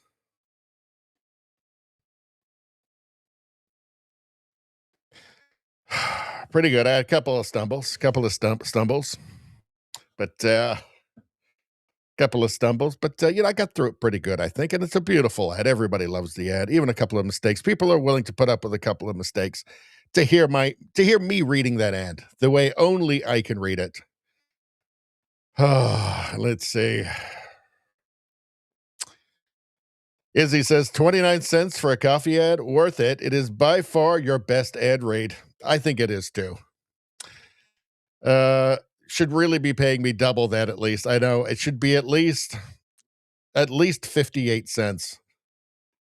Let's see. True to Survivor. Same day any procedure is crazy. Hello, I'm some random hobo the hospital grabbed off the street, and I'll be performing your operation today. How are we feeling? Well, you're talking about the maid, like same day maid. So you ask for it and you get suicided by the government the same day. Seems insane and dystopian. Izzy says the commie hate alone makes it worth the 1776 at least. That's out of 10, of course. That's almost the most you can get out of 10, by the way. Rosie says 1775 coffee read, toxin free, mold free, commie free, full of growls, enthusiasm, and commie hate. 1776 out of 10. And as we all know, that's almost the most you can get out of 10. Thank you so much, Rosie. JJ Nevada gives it a 9.9 out of 10. And I'm no mathematician, but I believe that's the most you can get out of 10. All right. Grandbot says better than 72 eunuchs. I think. All right. Now what are we doing? Are we doing crazy stuff? Let's see. Michelle Ashbrook posted this. So what do we have here? So Leah, the True Crime Canadian. Leah, True Crime Canada. Basically, if you find bones on your property, throw them in the trash or it will cost you $300,000. So Indigenous ancestral remains found on Ontario property could cost this couple $319,000. Application for financial assistance still in progress. Government says, yeah, you're not going to get any assistance. They already gave it to the same Indigenous people that are making you pay $319,000. So sorry, out of luck. Michelle Ashbrook says, I'm First Nation, and this is ridiculous that this couple should have even had to consider worrying about a $300,000 bill for finding ancestral remains on their property. They could have thrown them out and not said anything. Well, at this point, like, why, like, if you're just going to be financially ruined, if it was a murder victim, they wouldn't have to worry about these costs. So where does the $300,000 come from? It's just, well, you've got to do an archaeological dig, and I'm sure there's lots of like just grift and graft. Of course, the whole thing is just full of that in Canada. It's just the whole thing is at this point become a giant scam, complete with nationwide hoaxes that the government and media takes part in, like the unmarked graves hoax. Cat Canada, Dallas Brody says the false claim of the 215 is an accusation that has resulted in Canada being labeled a genocidal state at the UN. Like, this had real consequences. This what is now obviously a hoax, right? Real consequences. Let's take a look here. Dallas Brody, she's the 1BC leader. She was in the Conservative Party of British Columbia, but she got kicked out for being actually conservative and way too sane. Let's take a look. It's not true. And it's an accusation that has resulted in Canada being labeled a genocidal state at the UN. Over 100 churches were burned and vandalized in the wake of that, and to my knowledge, no one's been convicted. $12.5 million was advanced, and then another 12.5. And our flag was flown at half-mast for 5 or 6 months that year by Justin Trudeau. And Canada Day was cancelled. And we renamed, we legalized UNDRIP, which is, UNDRIP is the United Nations Declaration on the Rights of Indigenous Peoples, which is really the big problem we're having here and what this whole claim over Vancouver is rooted in. The UNDRIP, BC's gone a step farther. They brought UNDRIP, which sits over all of Canada now, has been brought right into British Columbia under something called DRIPA, the Declaration on the Rights of Indigenous Peoples Act. And that was passed by every member of the legislature in British Columbia in 2019, I believe it was, yeah. And so everybody voted in favor. The BC Liberals, the NDP, they all voted unanimously. I was shocked when I read that. So no one even read it, I guess. But UNDRIP says exactly what's in the agreement that we've seen come out today out of Ottawa. It says 3 main things in UNDRIP. All land back, not just pieces, all land back. The next one is veto over all those lands for any activities belongs to the local tribe, the veto. And number 3 was indefinite funding by all of us for anything they want to do on those lands. Yeah, the UNDRIP, that's from the United Nations Declaration of the Rights of Indigenous Peoples. That was something that the Canadian government, like provincial and federal, just in British Columbia and the federal government, just voluntarily adapted and put into law. Totally insane. It's already started. It's going to have catastrophic economic impact, and not just in British Columbia. It's going to happen all over. I don't care. They say, well, they have treaties that protect them in Alberta and Saskatchewan and Ontario. So what? I mean, the country's ruled by activist judges now. None of this matters. I think that but what really got the ball rolling on all this was the Mass Graves hoax, which was a hoax that was immediately seized upon by Justin Trudeau for political purposes. I think it's the most sinister thing a prime minister has ever done. I think by far, actually, although we've yet to see what Carney's capable of. But that was the thing that really got the ball rolling, and he must have known it was not true. He must have had advisors telling him, this is just ground-penetrating radar. This literally means nothing. Like, there is no evidence. There is zero evidence of this story. Totally. I think that in the future, Trudeau will be genuine. He's already despised. I think he'll be even more despised. And I think Carney will be despised for what he's done in terms of signing over Indigenous title to Vancouver. Vancouver, the third largest city in the country. Total lunacy. And it's not going well, obviously. Even without this, it's already such a mess. Harman Bangu, BC, conservative for Langley Abbotsford. Companies were told the rules were simple. Consult, reach agreements, build the project. That's exactly what happened in Prince Rupert. Agreements were signed, over $1 billion invested, $1 billion, and the terminal is already about 70% built. Now the Metlakatla First Nations has withdrawn its support and taken the project to court. So the obvious question is, if consent can disappear after the money is spent and construction is underway, what does certainty in Canada actually mean? Well, it means you can be extorted, essentially, for money by any one of these groups, right? Any one of these First Nations groups. Investors are watching this happen in real time and wondering if our country still builds infrastructure or just litigates it. So he's running for leadership of the Conservative Party of British Columbia, and he's saying that he will, deal with this. But I'm afraid all this stuff is going to take a long time. It may need a new constitution to deal with this stuff, because it's just gotten to the point where Canada will become a poor country. Like Canada absolutely can become a third world country with the lunacy that we're seeing and with the amount of debt that we're racking up and the amount of debt.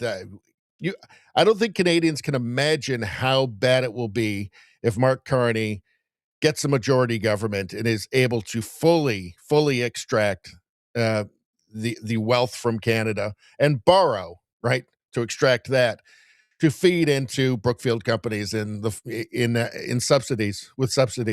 I don't think Canadians realize just how bad it can actually get. Financial Post, legal fight over propane terminal clouds Canada's energy export push. The terminal would add export capacity equivalent to roughly 20% of Canada's current propane and butane exports. But again, because we're insane, now this is on hold. Of course, other investors will see this and think, yeah, we're not doing anything. No, we're not getting involved. I mean, I think what you'll end up seeing is Canada just being sold off for scraps. I think that's happening right now under Carney. He's touting all this investment, these billions of dollars of investment. It's just acquisitions and mergers. Doesn't mean anything new is actually going to get built. I think what's happening is Canada's getting sold for scraps at this point. And Carney's happy about it. Here, Mark Nixon, explosive exchange. For people watching outside of Canada, and even for a lot of people who are in Canada who don't know this is happening, it must be hard to believe, right? Like, just a people would do this to themselves. All right, BC question period. BC Musqueam land title claim on all of Vancouver. By the way, the socialist premier of British Columbia, said he had no idea this was happening. And then it turned out he was actually there at the signing. Should we just take a quick look? This is 15 minutes long. We're not going to watch all this. Let's just watch a little bit. Then we find out that The Premier was not only invited to the signing ceremony with Musqueam, he attended. He sat in the front row. Then we find out, yesterday, the federal minister says, and I quote, "The federal government did brief the provincial government, and it was a number of weeks ago," end quote. Mr. Speaker, I have a very simple but yet difficult question to this Premier, and I hope, well, I know the public's owed an answer. Is this government so incompetent on one of its most important files, or is this Premier, or is this minister knowingly deceiving the public?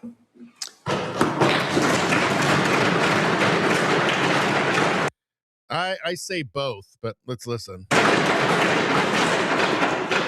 Mr. Premier.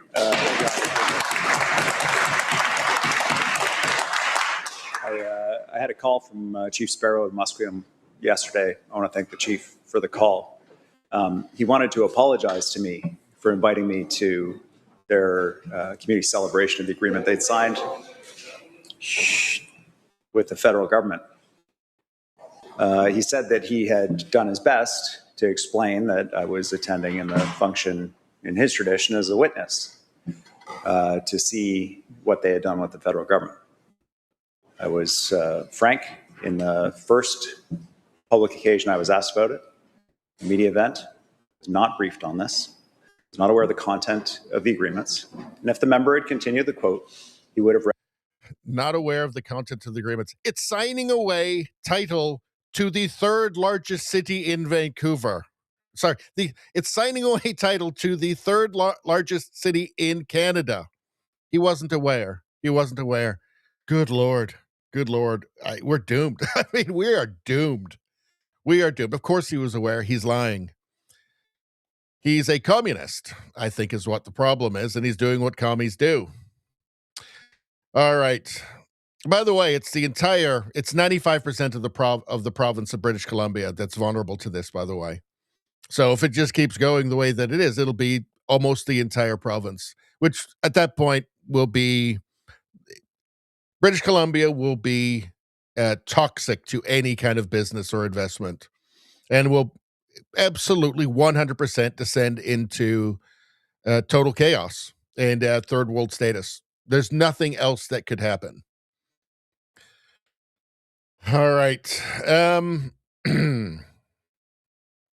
So, while this is going on, universities are trying to burn down Western civilization, trying to burn down Canada, the foundations of Canada, and are openly racist against white peoples, particularly white men. Bruce McGonigal posted this. BC Independent MLA Tara Armstrong asks why it's okay for universities in British Columbia to discriminate against healthy, straight, white men.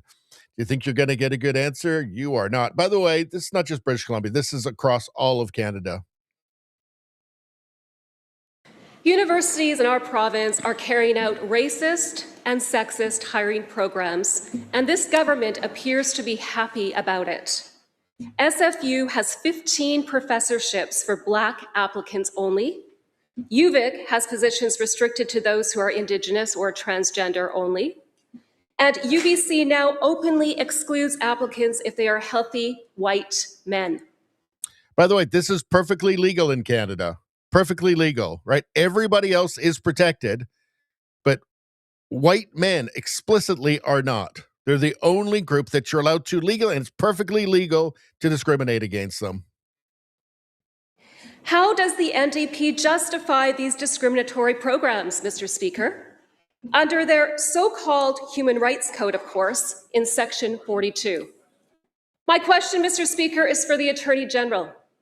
Does she support this blatant discrimination against white people, men, and others targeted by the far left, or will she rewrite her racist, sexist, and abusive Human Rights Code?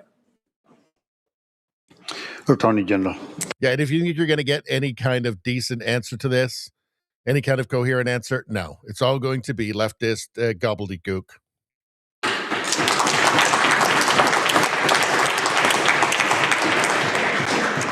Thank you, Mr. Speaker. I'm often at a loss for words when this member asks questions, and I find myself in that place again. Is it because you don't have a good answer? Or the only real answer is that, yes, you're racist? Is that it? I would ask the member to seek to understand how racism and discrimination shows up in our communities. She just described that to you. She just described how you are doing that. And what the barriers are for people that they've faced in this country and continue. Okay, but again, she just described some barriers that were set in place by you based on race. To face based on their race and identity. Our Human Rights Code, we're so proud of it on this side of the House, Mr. Speaker. They just don't care. They don't care. This is all fine. Look at these people behind me. They're clapping like seals and like, look at this guy here. Look at this guy here. Right? Just, it's actually just gross, actually. It's what prevents women from being paid differently than men. It's what prevents somebody from being fired based on the color of their skin or their religion. It's what prevents white men from getting jobs because of the color of their skin and their sexual orientation. It's what prevents people from being treated differently across this province based on their identity. That is something. It's just, my head's going to explode. I mean, it's explicitly what they're doing. What she just described is explicitly what she is doing. Something we stand for unapologetically in this House, Mr. Speaker, and we will not be making changes to that. This is the state of Canada. This is the state of Canada. It's 1984. That was 1984 right there. Straight out of the pages of 1984. It's unbelievable. Member has supplemental. Obviously, the NDP government supports discrimination as long as it punishes people that the far left says are evil.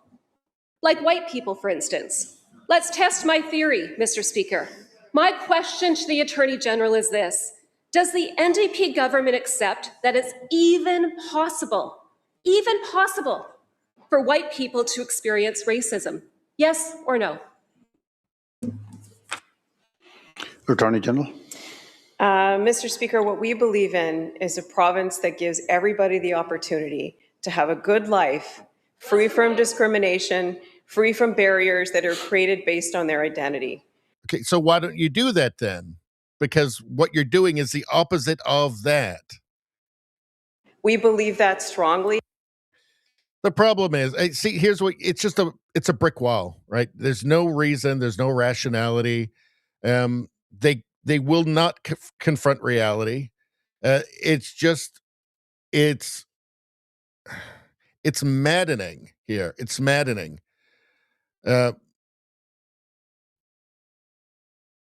Again, they're just like a brick wall. You can't talk, you can't reason with them. You can explain to them that what they're doing is what they claim to be against, what they claim to be fighting against, and nothing will get through. They're just true ideologues. Don't care about truth, don't care about reality. What the hell is this guy smirking about? What is he pulled up the ladder so he doesn't give a crap? These are contemptible people. They can't be reasoned with, and they are in power in every institution in Canada now. They're going to have to be removed from these positions, right? They have to be removed from public life. They have to be removed from these institutions, root and branch. Because this is insanity. This is insanity.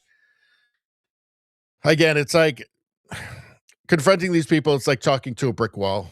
You just will get nothing. Nothing. All right. It's maddening, is it not?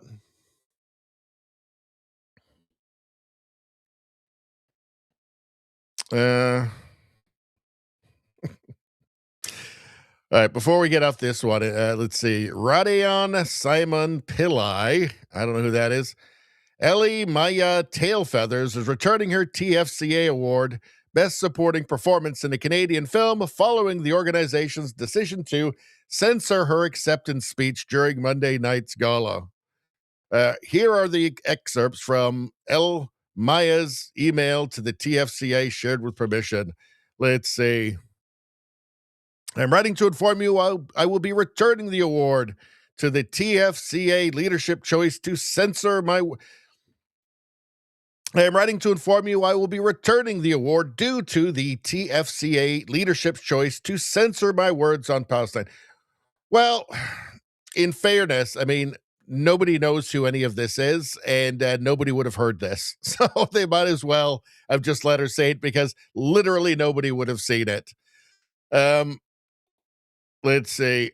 Jonathan K. writes, Canadian actor you've never heard of who appeared in Canadian film you've never heard of returns Canadian award you've never heard of because organization you've never heard of wouldn't play her Palestinian watermelon emoji genocide video.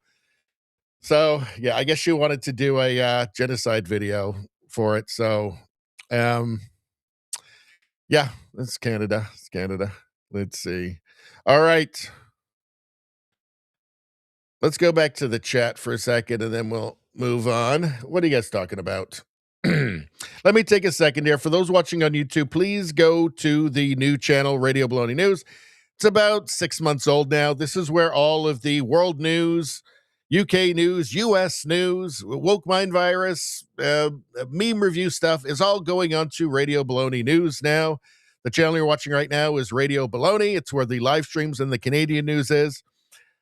But I'm even starting to migrate some of the Canadian stuff over to Radio Baloney News, and eventually we'll all just move over to the new channel. So please subscribe there if you want to see more of this stuff. And the gatekeepers don't like it. They don't like it one bit. They're not going to help me out. They're not going to help you find me. They are afraid of us joining forces. They're afraid of how powerful we may become once we join forces. So subscribe, and then I think somebody with purple hair will probably cry. I don't know. Let's see. What are you guys talking about? Izzy. So signed without knowing what he was signing. Talking about EB? Yeah. Yep.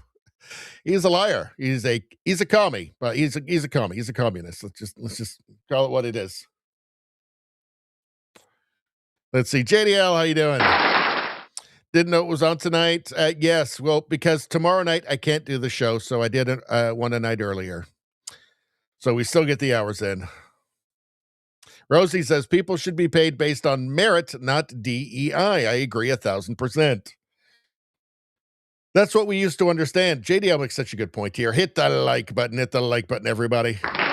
Get that free good karma. Who would, in these troubled times, why would you turn your back on some free good karma? You're crazy, crazy. I heard a guy did that. He got lupus the next day. Terrible.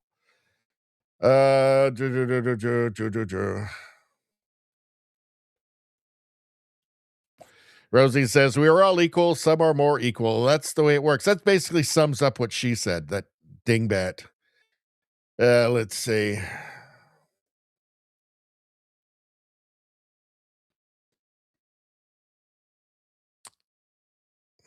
Izzy says, what kind of solution do you suggest, Richie? What we used to do, merit. Just treat everybody the same. That's the only ethical way for people to interact.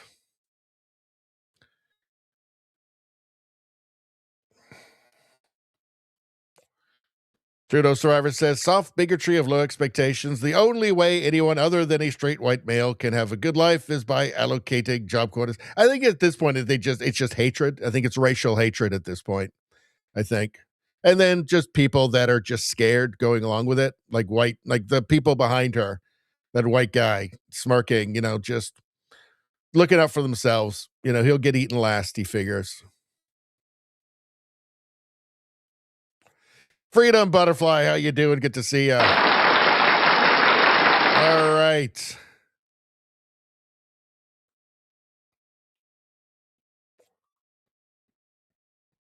Let's see. Freedom Butterfly says, like this stream so the men can see more boobage.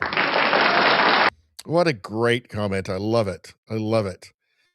Nevada says YouTube sucks. Yeah, I tell you what, my original channel, the one that on right now has been so crushed now that it's back to literally the views I was getting when I first started the channel. It's appalling. Dramus, how you doing? All right. Rosie says, they are afraid and fools. Wait a second. Something wonderful happened. Hold on. Something wonderful happened? Look at this. Good Lord. Spambot. Spambot, just a straight up Earth Angel. That's what we call him on this channel, Earth Angel. Everybody calls him that. Gifted a subscription, and it looks like Freedom Butterfly got it. I mean, what a beautiful moment this is. Of course, you know what that means. It means that Spambot is the best person ever.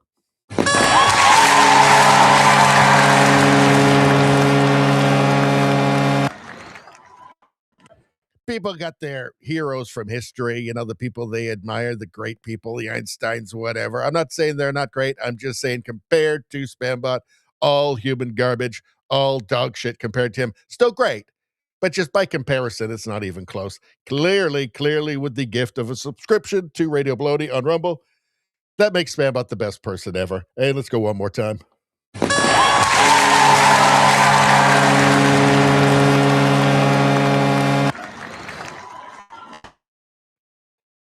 Beautiful, beautiful. It really is the best thing anybody can do for the channel. So thank you very much. Let's see. And what a pleasant surprise for Freedom Butterfly as well. Now Freedom Butterfly can watch the premium streams, which is the gift that just keeps on giving. Let's see. Freedom Butterfly says, if you do not like this stream, commies might get something, and you don't want them getting anything because you know they didn't earn it. Great point there, Freedom Butterfly. All right. Let's see. In fact, I think that Todd Howell has something to say about Rambot right now. An absolute legend. And Todd Howell's right. Steve, how you doing? Good to see you. Says, this is gaslighting 101. Being told you can't get a job because you're... Yeah. It's not even gaslighting. It's just outright racism, actually. I mean, it's unbelievable. Freedom Butterfly says, Richie is the best human ever. And that's why I always say that Freedom Butterfly is truly the wisest among us. Wisest among us. Always listen to Freedom Butterfly, everybody. Let's see. Steve says, the bowling gal beats the noodle lady. What? Sacrilege, but it's true. You can't be serious. I mean, I'm impressed by the bowling lady, obviously. But Noodles, nah, I don't think so. I think that's a different league, my friend. Different league. Let's see. I mean, Noodles has passed the test of time, right? Still the crowd favorite, I would say, after all these years.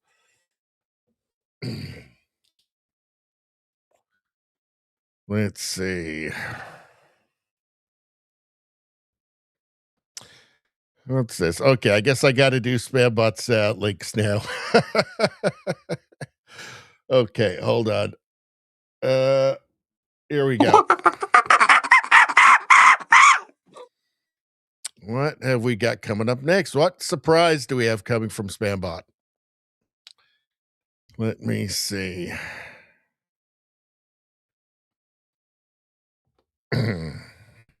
So Ultra Mega BA says Mojtaba Hosseini Khamenei, an Iranian politician and eldest son of Ayatollah Khamenei, was elected the next supreme leader of Iran, has been killed in U.S. strikes in Tehran, elected at 3:45, died 5:55. He didn't make it long. I've actually got a video coming up from the Babylon Bee, which is related to this. So, yeah. That's what's happening. Let's see.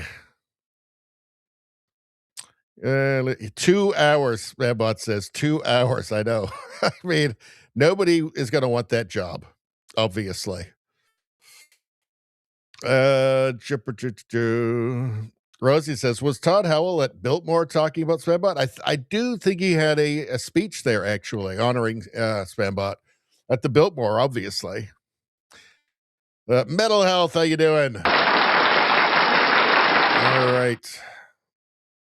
JJ says, Todd Howell's the wisest here. I agree, 100%. Mental Health says, speaking of Freedom Butterfly, she celebrates 4 years clean and sober today. Do you know what? That gets an honorary. Hold on. An honorary.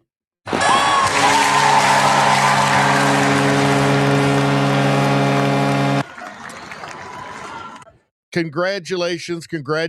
4 years. That is awesome. There's a few of us in here. A few of us. I'm coming up on actually in like a month, like about a month. I'm coming up on 8 years, and there's one of us in here. I can't remember who it was. It's I think 25 years. So you're in good company. Very good company. Good for you.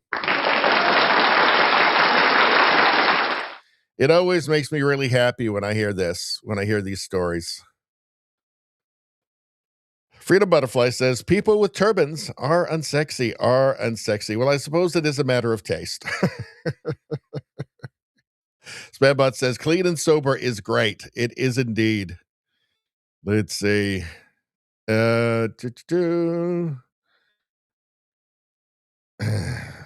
Rosie says, I don't know, a towel turban alone after someone gets out of the shower may not be, no, that's actually pretty good. That's an excellent point there, Rosie. Izzy says he's still working on 4 years of trying to get an addiction. Keep trying, you'll get there. And then you can quit. All right. Nevada says, I'm too embarrassed to tell you how long I've been clean. It's not embarrassing. It's not the longer the better. But any amount is awesome.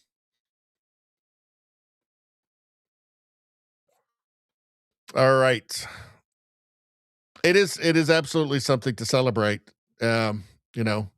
And the funny thing is, you know, JDL says 22 years sober in May. Awesome.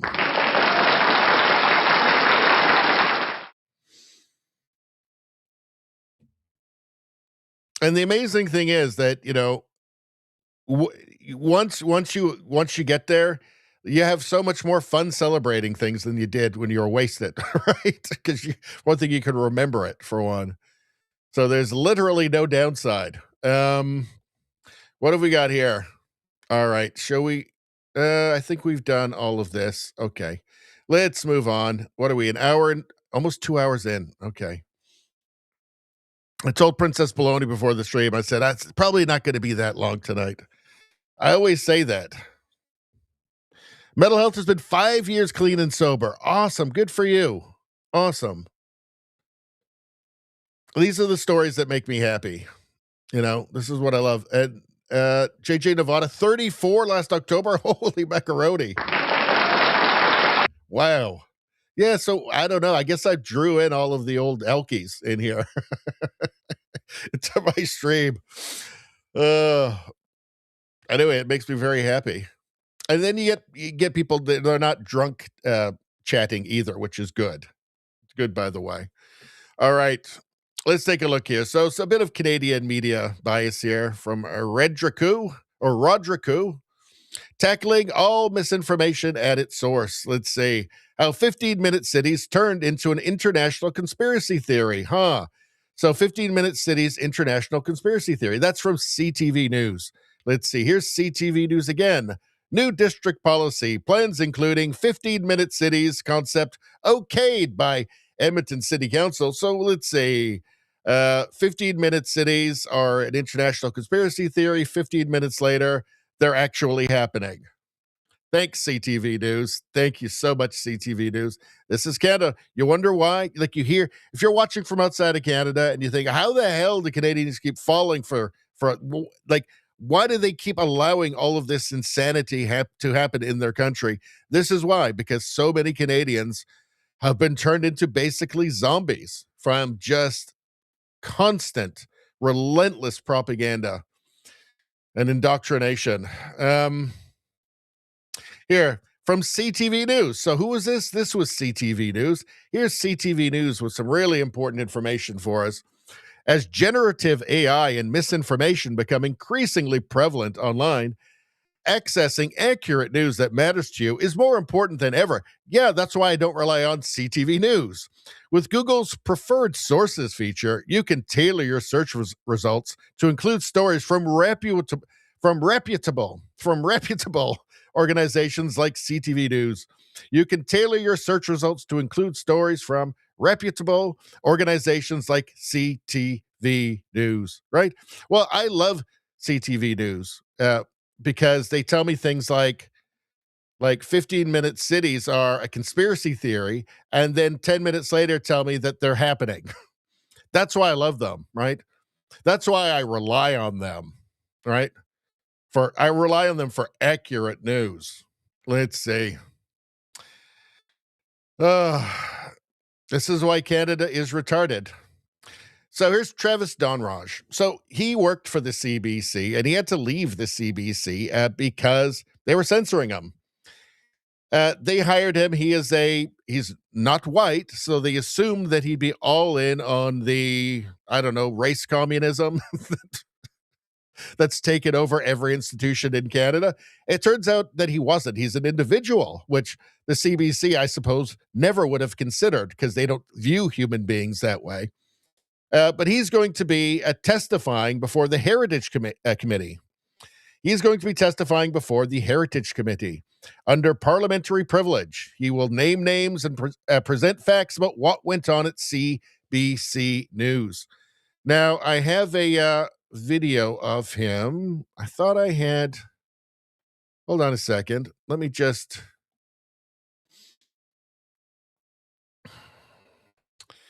Do we have to watch this on YouTube?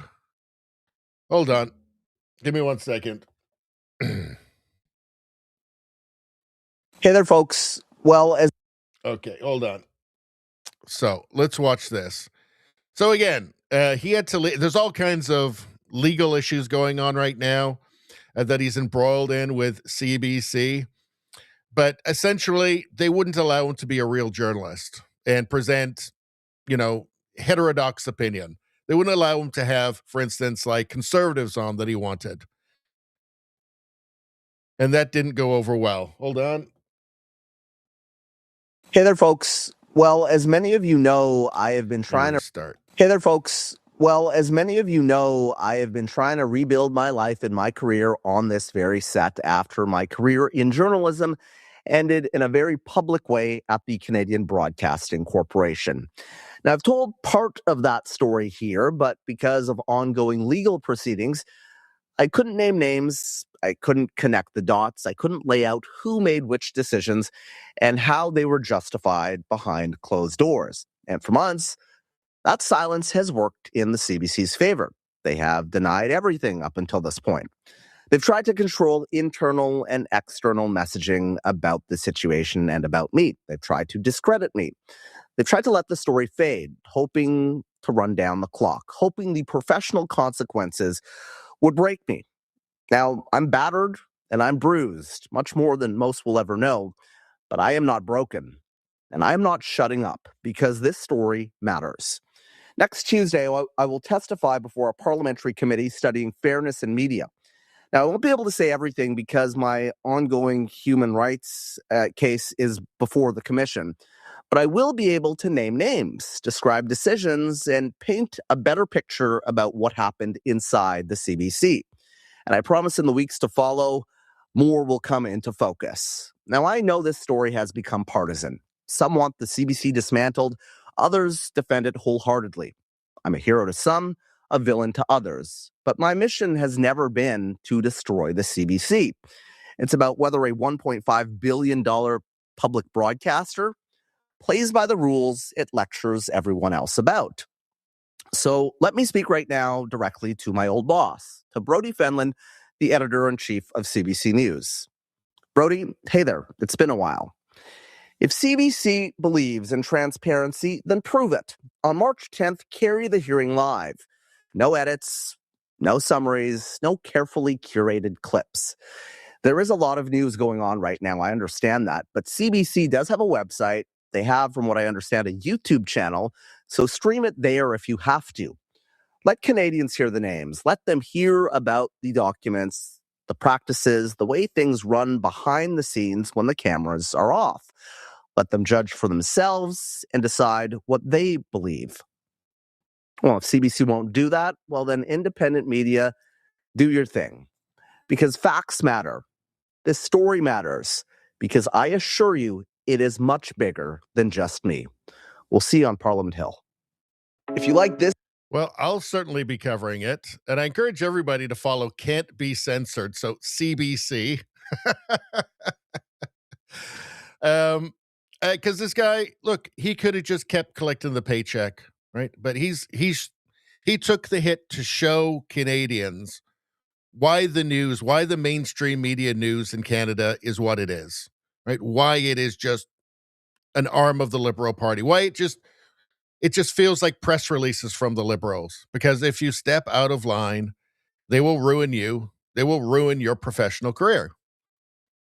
Everybody knows it. Everybody knows it. Everybody working there knows it. Everybody who wants to keep their paychecks knows keep your mouth shut and just do your job. And your job is to support the Liberal Party of Canada. Your job is not to inform the public. It's not to inform Canadians. It is to work for the benefit of the Liberal Party of Canada and keep those checks from the federal government rolling in. So good for him. I'll certainly be taking him up on his invitation of covering that. And I imagine there's going to be a lot of people in Canada who will be as well, a lot of independent people who will, a lot of independent like media in Canada who will, Northern Perspective and Elevate Up, all of them will be covering this. So Rebel News, obviously, Judo News. Yeah. Anyway, I would encourage anybody to follow Travis Donraj and the Can't Be Censored podcast. All right. All right, let's move on. I'll go back to the chat for a second, though. Let's see.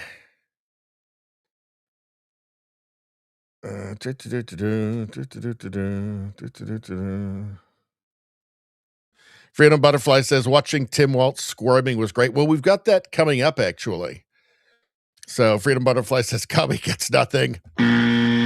Cubby gets nothing. Let's see.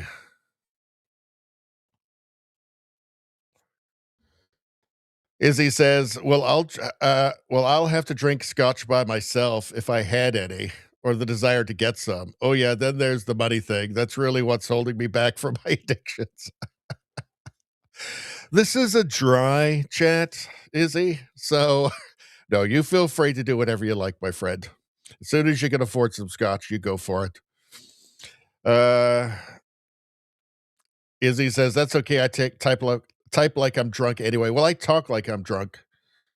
My secret to happiness is that I don't drink, but I'm always drunk because I think I drank so much that I kind of set myself up permanently about 2 or 3 in, just waking up. So I'm just kind of permanently about 2 or 3 drinks in now. That just happened to my brain. So I don't even have to drink anymore is the thing. Because I broke my brain. Let's see. Freedom Butterfly says, my advice, buy a ghost town with others. That's not a bad idea. That's not a terrible idea, actually. There's lots of them. There's lots of them on the East Coast, actually. Lots of ghost towns. Freedom Butterfly says, there are many of them, but do your research. Not a terrible idea, actually. I think it's actually a pretty good idea. It's not that the government will hunt you down there, though, as well, so... Mental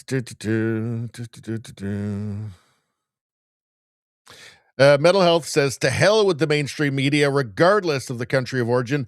They're all the same.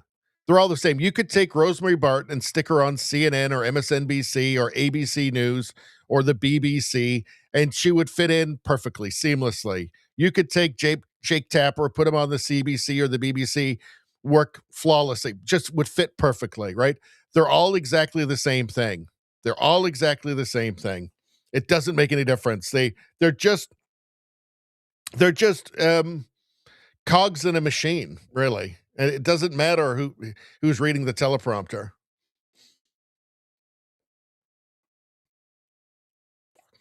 All right, I'm going to skip down here to the end of the chat because we should keep going. Mental Health says, that woman knows how to handle a ball.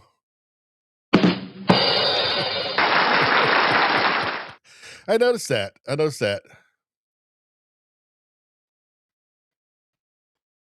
All right. What do we got next? Mark Carney. All right. Oh, God. Oh, God, Mark Carney. So here he is in Australia talking to obviously a very left-wing guy here, who with a very obviously Trump deranged guy here. Mackenzie Gray, earlier today in Sydney, a very at ease Mark Carney dropped an F-bomb while recounting a story from when he was Bank of Canada governor in 2008, and he met up with other central bankers in Basel to drink very nice wine and deal with the financial crisis. I can't believe this guy is prime minister. I mean, just watch this. And who has more fun? Well, boy, the dinners at Basel were, I mean, they were crazy, right? Very good wine. Yeah. Go and tell the story. Tell it. Well, okay, this is a long time ago. In fact, it was 2 weeks into the job at Governor of the Bank of Canada. It's February 2008. And I go there, and Bear Stearns is collapsing. It seemed like a big deal at the time. In retrospect, it was like, that's nothing, but it was a big deal. And we had to decide, because Asia, typical Asia was going to open. And so we go to this dinner, and it's called the G10 Central Banks.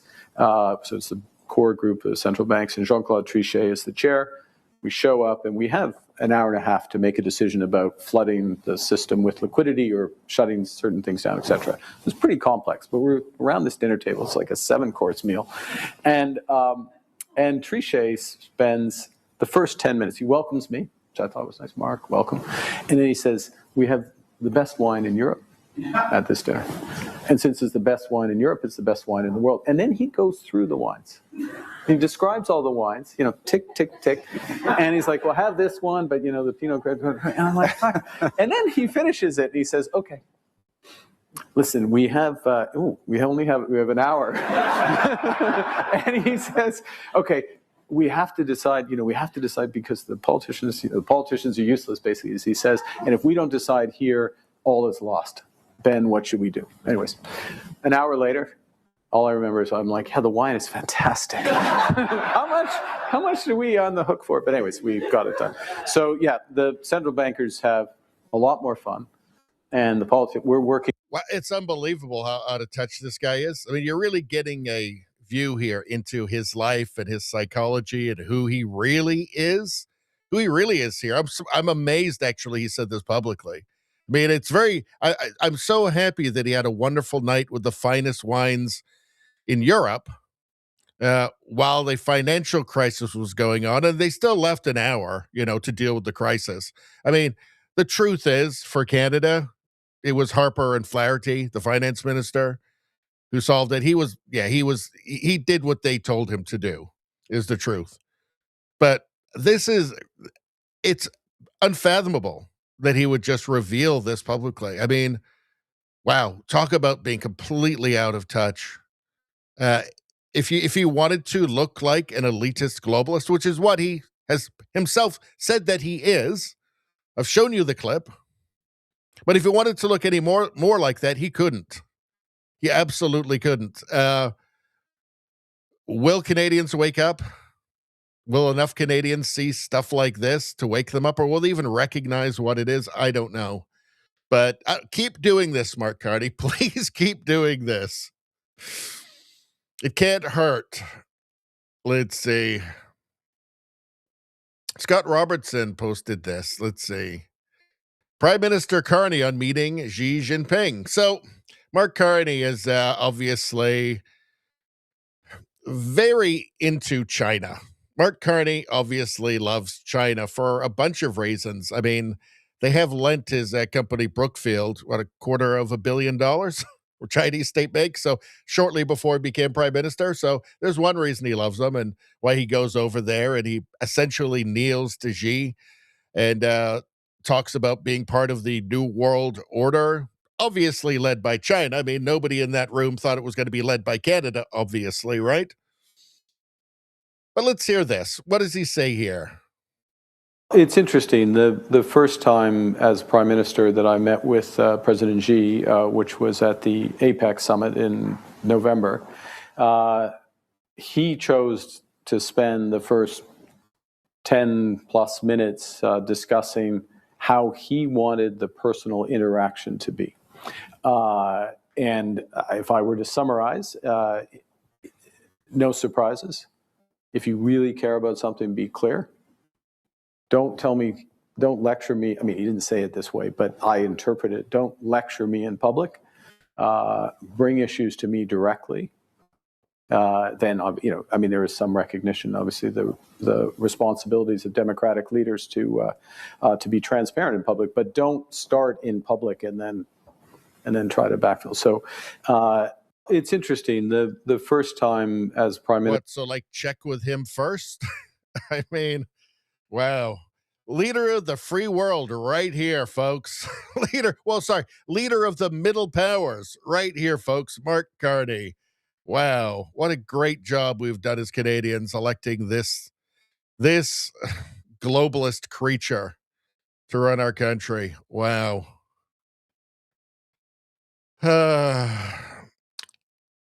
Don't lecture me in public. Bring issues to me directly. Basically, ask me first before you say anything publicly. Wow.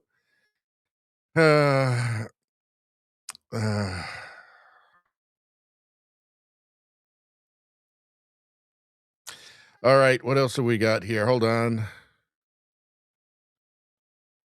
All right, so from Michael Chong, Canadian Conservative MP Michael Chong. So Mark Carney has been all over the place on Iran. Obviously, what's happening is that he's just going off polls. So he'll put something else. So he put something out, took a look at the polls, went, "Oh, this is bad. I'll say something else now to try and improve the polls." He obviously has no, real principles around any of this. It's just whatever he can say to try and get a majority government in Canada so that he'll have full control over the country's finances. Here's a summary of the Carney government's utterly incoherent position on Iran over the past few days. We support the U.S. acting with airstrikes. We also regret having to support the U.S. acting with airstrikes. And we also call for a ceasefire of the airstrikes. We call on all parties, including the U.S., to uphold international law. We believe the airstrikes are inconsistent with international law, but we support the U.S. acting with airstrikes. Also, we are not ruling out military participation with the U.S. Yeah. See, the thing is, like, Pierre Poilievre's been very clear on this. He just supports it, right? So somebody with principles will just say what they support, and they'll, and then they'll continue to do that. As somebody who has none, somebody who's just acting cynically as a politician, if you never really held the position in the first place, not personally, well, what difference does it make? You change it, you say one thing, you just say something else. It doesn't matter. It doesn't matter, right? All that matters is power. So just say whatever. Anyway, here, Brian Lilly from March 4th. Mark Carney is asked if he will definitively rule out Canada ever joining the U.S. military in regards to Iran. He says he won't rule it out. So what does he mean by that? That maybe we'll help refill the tampon dispensers in the men's bathrooms? A lot of other mealy-mouthed words, but saying he won't rule it out is the right answer. I don't think that the U.S. would trust us at this point. I don't think it really matters. Question for Prime Minister Carney. You've said that Canada will not participate in U.S. military action in Iran. So can you definitively say that's going to remain the case, even if hostilities broaden, escalate, or are prolonged? You've asked a fundamental hypothetical in a conflict that can spread very broadly. Today's events, recent events, point to that. So one can never categorically rule out participation. We will stand by our allies when it makes sense. There's a distinction between the offensive actions that were taken and are being taken by the United States and Israel, that were taken by them without consultation with Canada, with other allies, and we're not party to those actions. But we will always defend Canadians. We will always stand by and defend our allies when called upon. A strategy.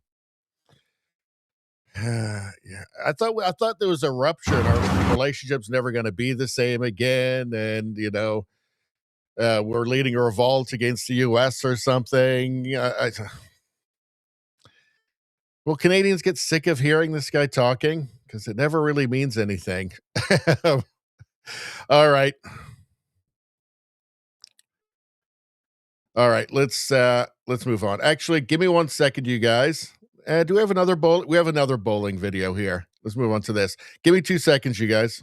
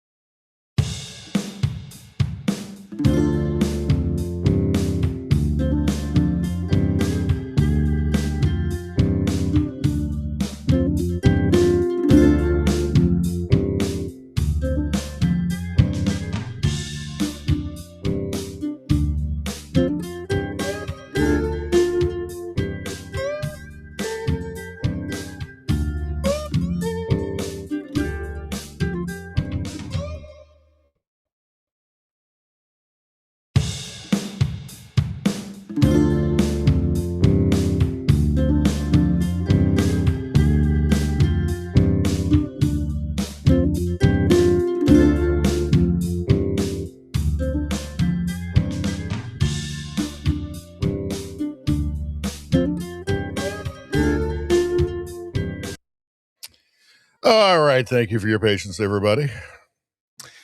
Let's see, what are you guys talking about? Let's go back to the chat for a minute. Mental Health says Mark Carney destroyed the Bank of England before he became Canada's prime minister. Well, he printed up too much money. That's the problem. Lots of inflation. And not only that, though, but he was pushing. It was the first country who was really able to get his claws into with the net zero. And essentially, he's given, because of Mark Carney, they have I believe, the highest electricity cost in Europe. You've got like pensioners who have to choose between food and heating their homes in the winters because of Mark Carney. They didn't have to do that in the past because of Mark Carney, because of the net zero there that he was pushing. So he's a bad person. Like, he's not a good guy. He knows that what he does hurts people, right? He knows that his policies hurt people. He doesn't care. He's in it for Mark Carney. Let's see.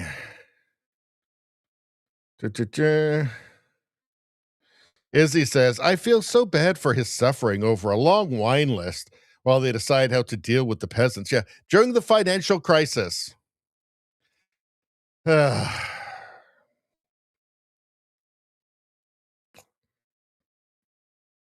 Freedom Butterfly says, must be nice to have first world problems like the Weird Al Yankovic parody song.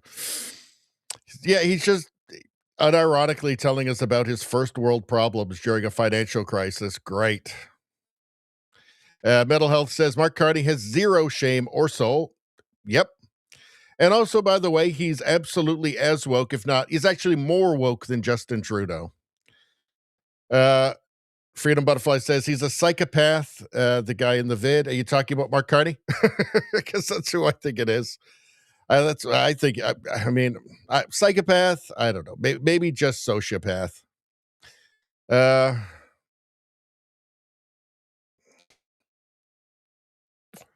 Rosie says, people murdered by MAID, lives ruined by COVID, mass immigration, giving the land away. But hey, Commie Carney has elegant wine. And he always will. He always will. JDL says, my bank won't let me identify as a multimillionaire. Well, that's bigotry.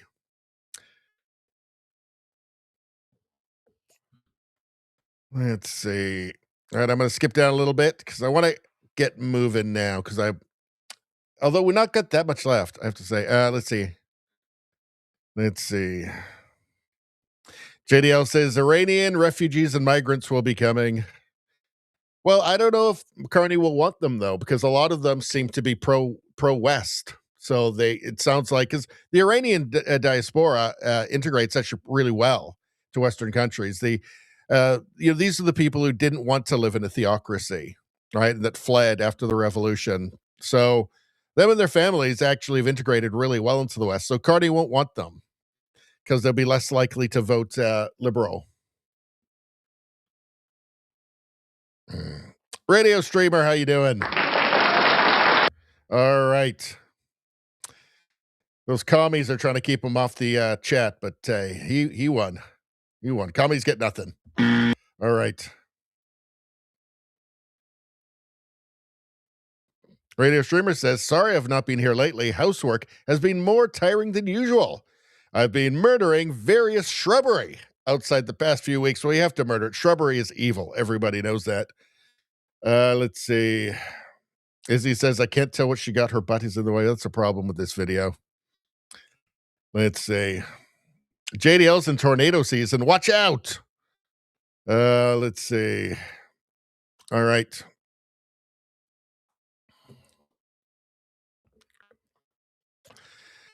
We've done enough Carney. We don't need any more Carney. Carney's gross.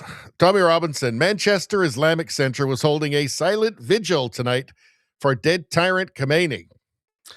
Iranians turned up outside and held a rave along with placards of Trump. You see, this is why the left won't want, like Carney won't want Iranian refugees, because they're not anti-West. They don't want to undermine the West or destroy the West. So they like it. They want that for their own country.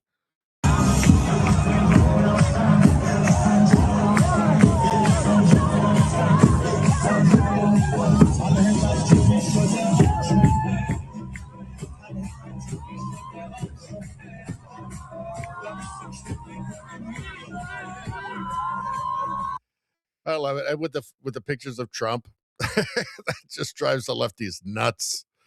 Absolutely nuts. Let's see. All right. So finally we get to Tim Walz. And this, I think somebody in there mentioned, was it Freedom Butterfly about Brandon Gill? I think somebody in the chat. Yeah, he's hilarious. I love this guy. He's so good. It's he's like just some dude who just like got into Congress somehow, like accidentally got into, it's like there'd be like a movie, like some 80s like comedy about it, like a surfer or skateboarder or something who became a congressman. That's this guy.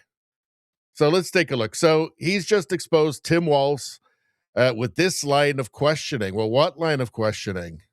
Against the communist Tim Walz. And we'll get into that after this clip. Yep. And would you agree that as governor, ultimately you're responsible if tax dollars are defrauded? Yes, I would agree. Yep. Would you also agree that calling somebody racist is a serious accusation?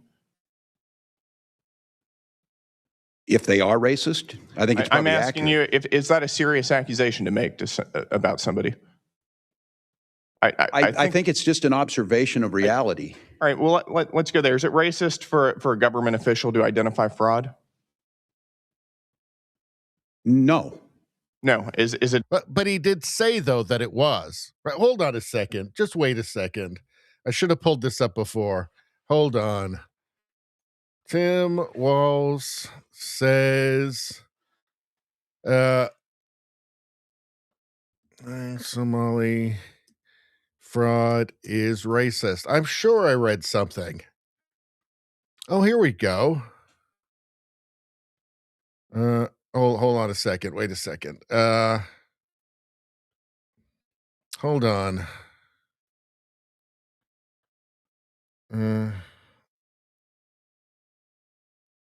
Hold on. Hold on. I know I had something on him. It's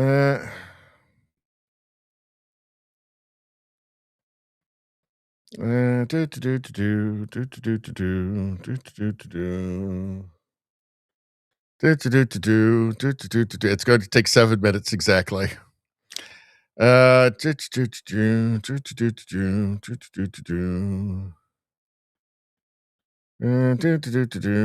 Actually, hold on. Maybe I'll try an X. Just give me a second. This only takes 7 minutes. Oh. Okay. Hold on. Everybody get your popcorn out.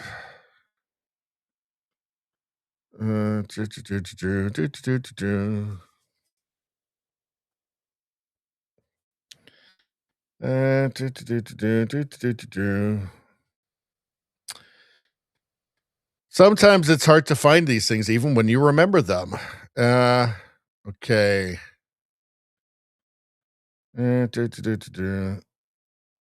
Oh, yeah, here we go. Hold on. So, do you remember this? Tim Walz actually tried to defend the Somali fraud disaster by saying, well, a lot of white men commit crimes too. Well, the implication there is that it's a racism while they're talking about the Somali fraud. Look, it's not law-abiding citizens. If that were the case, there's a lot of white men should be holding a lot of white men accountable for the crimes that they have committed. But what about the actual crimes that we know about? What about those ones? What about not the hypothetical crimes you're talking about? How about the specific ones we're talking about here? Think for the community to maybe educate their population, because I think what you're seeing here is there's secondary victims in this, that there's providers inside the community that are then victimized. All right, that's enough. That's enough of that. Hold on. Let's just see if we've got oh, here we go. Tim Walz blaming white supremacy for the White House inquiring about Somalian fraud in Minnesota. What? So, this is what happens when your own federal government wages war against you. This is what happens when they target communities for their own benefit. This is what happens when they scapegoat. And this is what happens when they no longer hide the idea of white supremacy, when you hear the Vice President of the United States talk about now white people won't have to apologize for being white. Oh, for God's sakes. So I think that counts as him blaming racism for any interest in the massive fraud.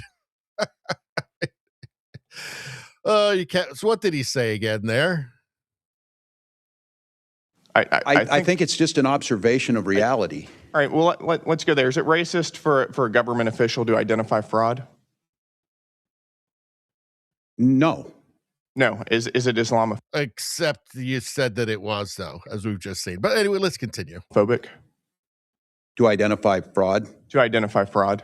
No, I don't believe it would be. How come multiple whistleblowers have said that your administration told them not to say anything about widespread fraud across multiple agencies because doing so would be considered racist or Islamophobic?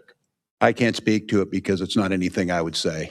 Well, that's what your administration has said and has told whistleblowers. And as you just testified, the buck stops with you. It's what you stated in your statement whenever you announced you weren't running again. And we literally heard him say it was white supremacy. So there's that. So, but Tim Walz, I believe, is a communist, and communists and would you? And communists just lie. Let's see. Hearing wrap up. Minnesota Governor Walz and Attorney General Ellison lied about knowledge of fraud and silenced whistleblowers. As our investigation has shown, it happened because state leadership failed repeatedly to intervene. We've spoken with over 30 whistleblowers, many of them current employees and Democrats who say they were ignored, retaliated against, and even surveilled for raising concerns. Instead of protecting the whistleblowers, the Walz administration protected the system that enabled fraud. Governor Walz and Attorney General Ellison were warned repeatedly. Auditors raised red flags. Employees sounded alarms. Invoices didn't make sense. And still, the money kept flowing. Sounds like an enormous amount of corruption to me. An enormous amount. Let's see. Yeah, grilled over oversight. Walz grilled over oversight failures in the nation's largest COVID scam. Republican lawmakers repeatedly pushed Minnesota Democratic Governor Tim Walz on Wednesday over his handling of the Feeding Our Future scandal, which federal prosecutors have described as the nation's largest COVID scam, involving $250 million for meals supposedly going to the hungry. This is exactly the kind of stuff that happens in the third world. I wonder why it's happening in Minnesota. Weird. Let's see. But as I've said before, I believe that Tim Walz is a communist, and communists lie. It's just part of what they do. Man who says he accompanied Walz on trip to China calls VP candidate Maoist to the core. This is 2024. Maoist to the core.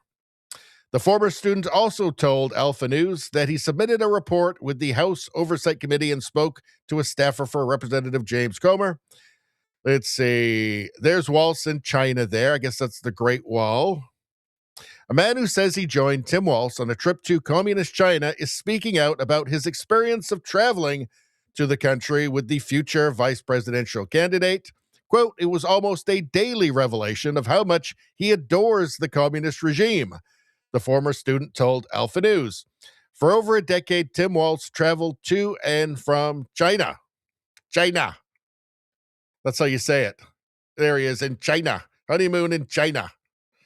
Let's say, quote, there was no doubt he was a true believer, Shad said. I've been trying to tell people this for 30 years. Nobody wanted to listen.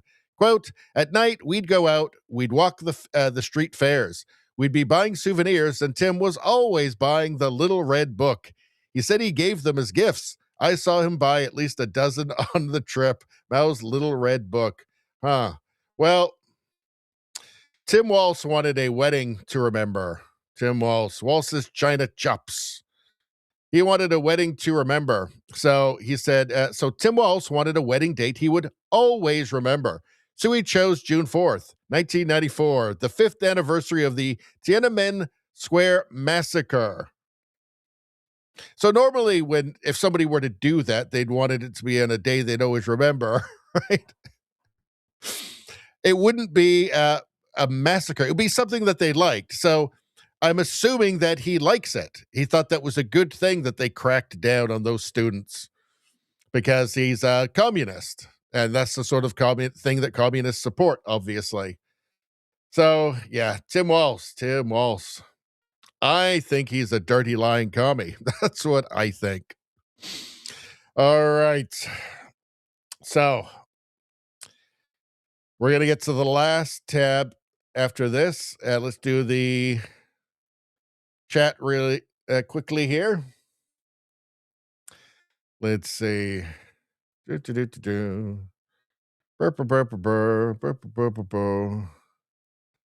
Health says bowling shoes ain't exactly comfortable. Well, that's true. Let's see. JDL says Iranians aren't worried about them energy. No, they're not. Let's see. Rosie says, Richie is getting a shortcut. We'll be yes. Okay. That's what always happens. You guys know what happens. It wasn't that long this time. It was like, 3 or 4 minutes tops? Let's see. Rosie iced a whole cake while I was looking for that one thing. Rosie washed her car as well. Also vacuumed the whole house. I guess it was longer than I thought. Rosie. Let's see. Nevada went and got a refill. Very well. Let's see. Rosie patched the roof as well. Also, you also had time to patch the roof? Wow. Fed the neighbor's dogs? Nice.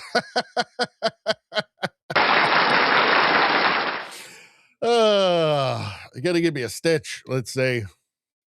JDL says Corn Pop was a bad dude. Wonder if Tim Waltz ever met Corn Pop. I don't know.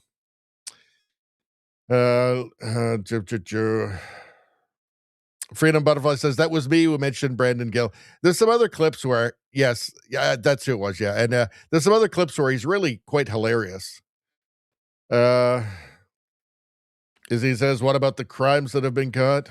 Oh, white supremacy, obviously. So, Freedom Butterfly says Tim Walsh would know how to tell the truth even if you gave him detailed instructions. I should do it in 1940s radio voice. Tim Walsh wouldn't know how to tell the truth even if you gave him detailed instructions. That was actually a bit of a Cary Grant, wasn't it? Tim Walsh wouldn't know how to tell the truth even if you gave him detailed instructions. A bit of a Cary Grant there, not bad. I wasn't going for that, but it just morphed into it. Kind of how my Irish accent morphs into an East Indian accent. He cannot think of what to say. The repeating of the question they pose is not in the script. He has no answer. Has no answer. Get enough the depths that control the flow back to him. See? I can't control it. Metal Health says he still needs to be investigated for his CCP ties, along with Mark Carney and like most of the Liberal Party. JDL says French Canadians weren't considered white. I'm of French Canadian descent. So you're a non-white then. A non-white. Are you a POC? French Canadian POC? I like French Canadians. I do like French Canadians. I like the fact that they're not ashamed of their culture and they're willing to stand up for it. I admire that in French Canadians. And beautiful women. Beautiful, beautiful women. Let's see.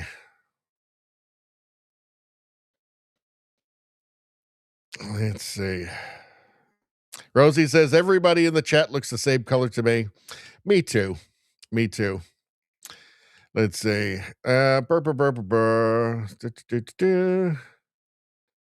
Rosie says, your search was really only about 1.5 minutes, so it's just like, I know, but I was having fun with it, though. It was fun.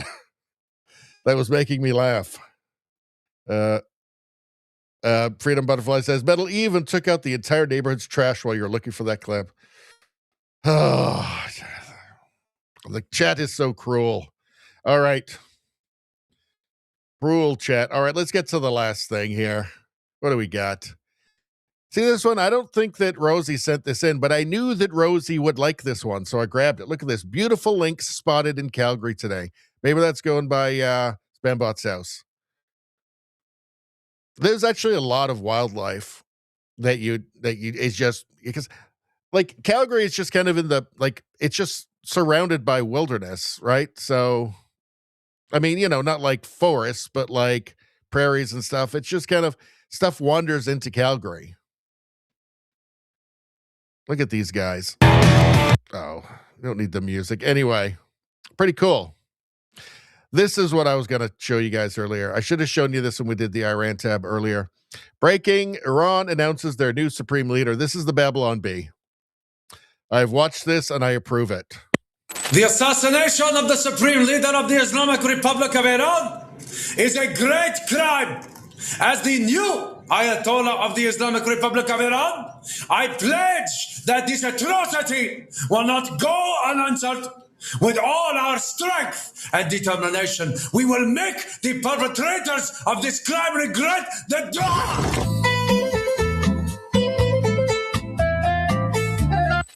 The assassination of the new Ayatollah of the Islamic Republic of Iran is a great crime.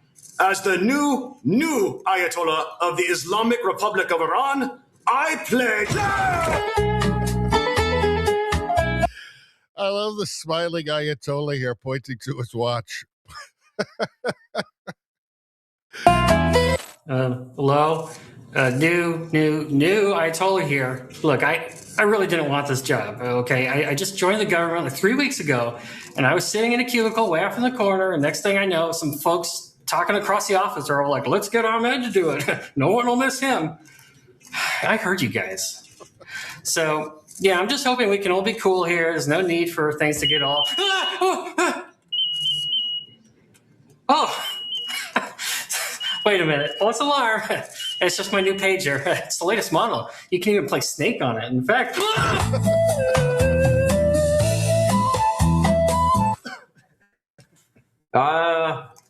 So I'm the no Ayatollah, and I know the drill.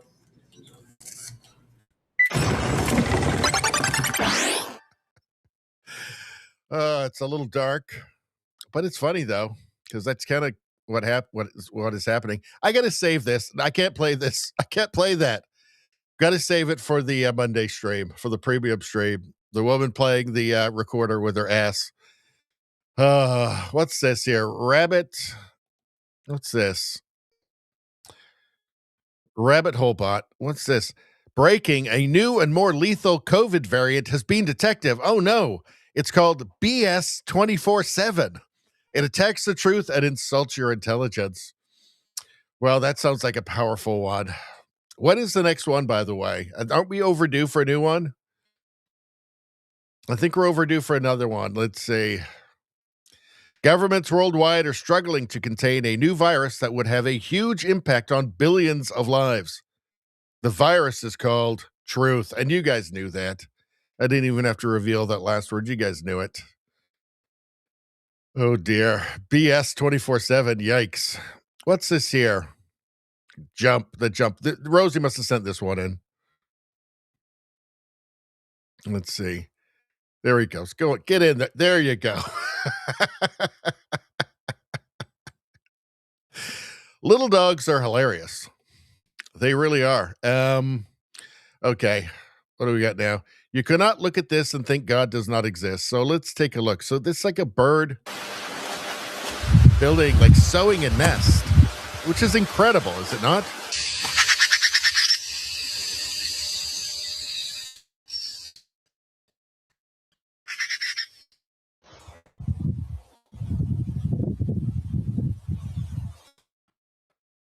That is incredible. Wait a second, though. It's not AI, I hope, is it? Is that AI? Yes, the procedure is real. This is a common tailor bird from Asia, building its nest by piercing leaves with its beak and stitching them together using plant fibers or spider silk as thread. Like, look at this. Like, look at it. Like, that's incredible. Like, this is just... Look, it's all the... Like, the stitches go all the way up. Like, this is amazing. Wait a second. Is that tape on top of it? Why is there tape on it? Is that tape or is that something the bird put on it? I don't know, but it's amazing regardless. That's pretty crazy. That's what I think. And it's real.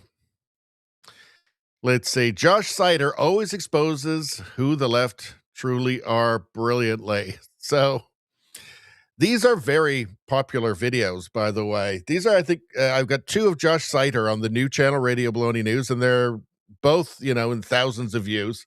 They're the most popular videos on the channel. But Josh Sider, his talent is coming off as woke before he reveals the twist in the story. Let's take a look.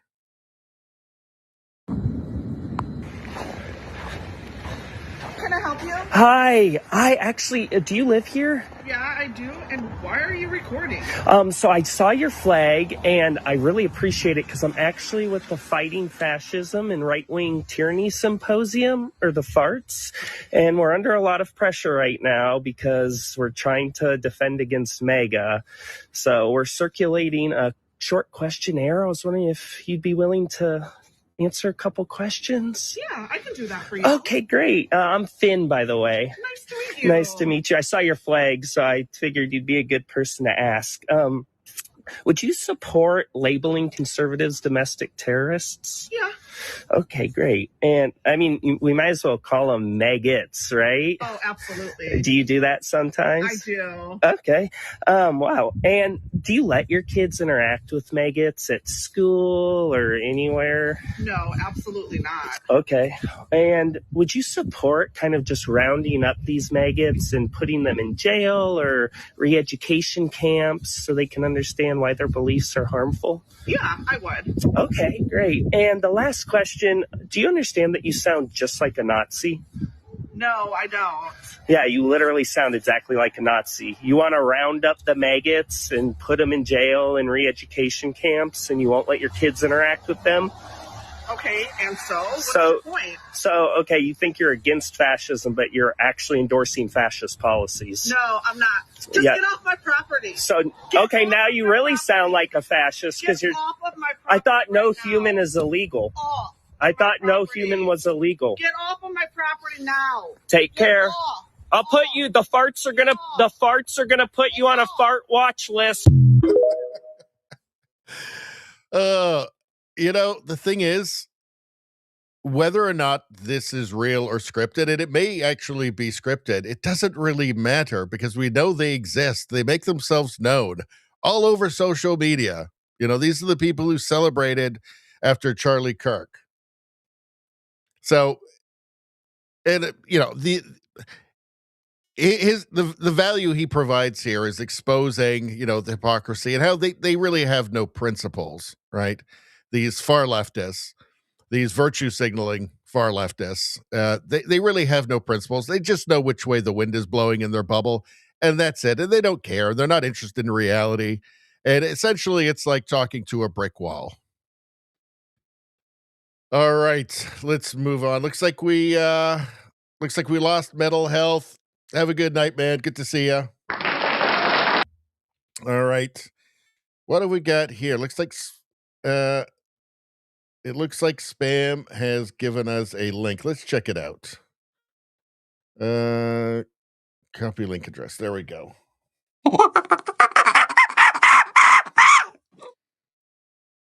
Let's see. Paste. Let's take a look. What is this? Well, isn't this nice?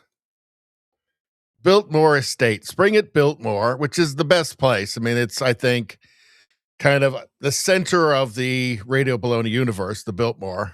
Spring at Biltmore brings blooms all season long, with one guest favorite being the vibrant tulips that typically begin blooming in early April with Mother Nature's cooperation. Well, what a wonderful, wonderful thing. Thank you so much.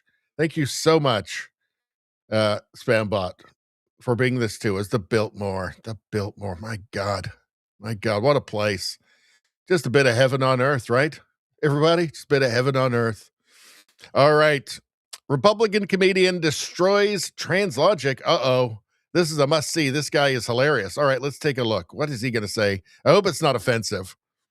I'm a liberal. I'm a Republican. I just identify as liberal, all right? And I was talking to this liberal comic, and I wanted to piss him off. So I told him that I think that trans women are men. Now, obviously, I'm joking, right? Right? And he's like, that's not true. Trans women identify as women, so that's just your opinion. Okay, hold on a second. I got to interrupt. That was a Rosie link. It was not Spambot. I framed Spambot for that last link. That was not, I want to make it clear, that was not a Spambot link. That was a Rosie link. So thank you, Rosie, for the Biltmore thing. I was like, what if I told you that my opinion identifies as a fact? What are you going to say about that? And he's like, well, if your opinion wants to be a fact, I'm not going to tell it what it can or cannot be. It's 2025. If it's a fact, it's a fact. And then he has the nerve to ask me, but how can you prove that your fact is in fact a fact? I was like, oh my God, this fact phone. I'll tell you. My opinion used to be an opinion, and now it's on opinion replacement therapy, and now it's a trans fact. It's just like a biological fact, it just can't have fact babies. Dumbass. I'm a liberal. Fact babies. It was the perfect ending. the perfect ending. Let's see. Oh, this one we got to save for Monday. This one we'll save for Monday because I don't have the mental energy to deal with it. How about this one here? Joe Rogan sounds the alarm on certain Hollywood stars. Let's take a peek. So he's got Dylan. What's his name? Something Dylan with him here. Tim Dillon. So it's Joe Rogan and Tim Dillon. Let's take a look. There is an arrogance that some stars had, like particularly in the 90s. When I first came to Hollywood, and this is like really evident for me because I was not a star, but I was on a television show. So I got to be around a lot of stars. And there was a way that some of them would treat you. They would let you know that you are subhuman. You are below them. They would communicate with you in the most disrespectful and dismissive ways, like weird, fucking weird, like mousy guys that I could kill, like instantly, and they would just be rude to you in a really weird way because they had power. They had power, and then when an executive would come over, they would turn on the charm. They'd be smiling and laughing, and then you would talk to them at the craft service, and they would fucking dismiss you in the shittiest ways. I encountered a bunch of that. Yeah. It was commonplace. And it was, I think, a thing that they aspired to, especially a lot of the guys that came from Saturday Night Live. Like when Phil came over from Saturday Night Live, Phil Hartman, when he was on News Radio, that was the first thing he did after Saturday Night Live. And he had like his defenses up. Like I remember he was like a little like standoffish in the beginning, kind of shitty to us. Like he was the big star, and he was. And, you know, Dave Foley was a pretty big star, too. And the rest of us were kind of, no one really knew who we were. And after a while, he'd relax and he would tell me about it. And he was like, you know, it's great here. We all have fun. But God, it's Saturday Night Live. Everybody was stabbing everybody in the back. And it was all, everybody was, people were getting people fired that were like his assistants just because they wanted to fuck him over. They would steal people's things. And it was just like really shitty. And it took a while for him to chill out. And then I got to meet some of those people that he was talking about and interact with them. And they did the same thing to me. Yeah. There was some shitty fucking people out of that. This star culture. Yeah. And they would be the ones that were the royalty and everyone else was a peasant. It was really fucking creepy. Well, that's not surprising, is it? That's not surprising at all. All right, what else we got here? Save that for Monday, and I think we have to save that for Monday, definitely. And yeah, that's it. We're done. All right. Anybody watching on YouTube still? Go to Radio Baloney News. That's the new channel. Been around about 6 months. Go and subscribe there. There's lots of stuff that is not on this channel. In fact, everything's going to migrate over here eventually, I think. Anyway, please go and subscribe. It helps me out. Thank you very much. You won't be sorry. All right. Let's finish off the chat. We're out of here, folks. Although we got to do a raid. We still got to do a raid. Let's see. That was Rosie. Yes, that was Rosie. Rosie says, my opinion identifies as a fact. My tiara identifies as a mask. Very well. The glasses on Rogan, perfect. Spambot says, Joe Rogan is a correct. 100%. JJ Nevada says, doing Sunday. Yes, I should be doing Sunday. No problem. So I should be good for Sunday, Monday, Tuesday. I got to look into how to do a mailing list or something. I don't even know how to begin with that. But so I can let you guys know. It's going to be a bit iffy up until about the 25th. I know the Tuesday, what is it? I think it's Tuesday. Yeah, Tuesday the 17th, I won't be able to be on. But that's in a couple weeks. And Rosie says, I'm sending you a new goat lady for Sunday. Ooh, very well. Excellent. I'm very happy about that. I shall definitely look for that. Let's see. All right. Let's find a raid, you guys. We got 2 more that we have to do for the end of the month. So let's go over to Rumble. And while I'm looking, I will say thanks to everybody. If you guys keep showing up, I will keep showing up. It would be really depressing without you. So thank you. Thank you for showing up and not making this suck. And also for not making this weird as well. I really appreciate that because Let's see. What do we got? It can't be one that we've already done this month. So it can't be one of the last three. It's got to be a new one. What do we got going on here?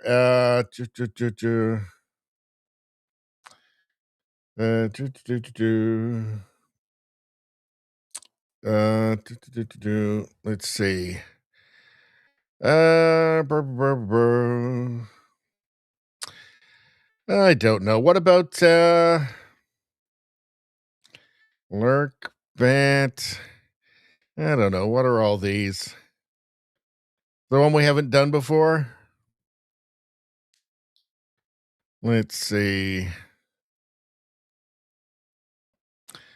Why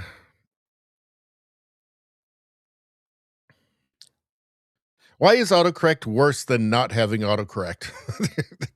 We could have figured that out by now, the people who do it. Let's see. All right, so I'm just going to pick one. Jack Show with Alex Stein. Kurt Metzger, maybe. Cecil Says. I don't know. Maybe you guys want to check that one out? How about, you know what, just to make just something, how about just something safe? How about, I don't know, InfoWars? Let's do InfoWars. InfoWars is fun. Let's check it out. Maybe Alex Jones will be on it.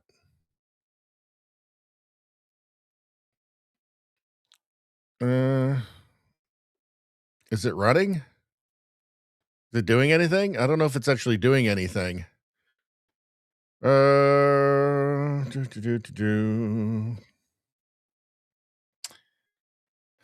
Alex Stein. Where did that go, the Alex Stein one? Where is that? Which one was it? God damn, my brain isn't working anymore. Did we lose it? Oh, here we go. Well, we could try this one.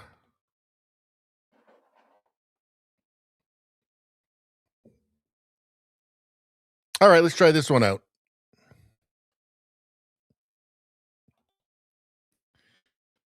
All right.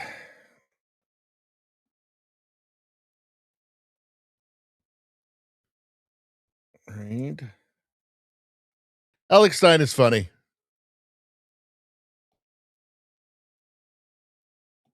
Let's see. Okay, let's try it out. Confirm raid. Well, it looks like there's people in the chat. It must be going live any second, I would think. Let's try it out.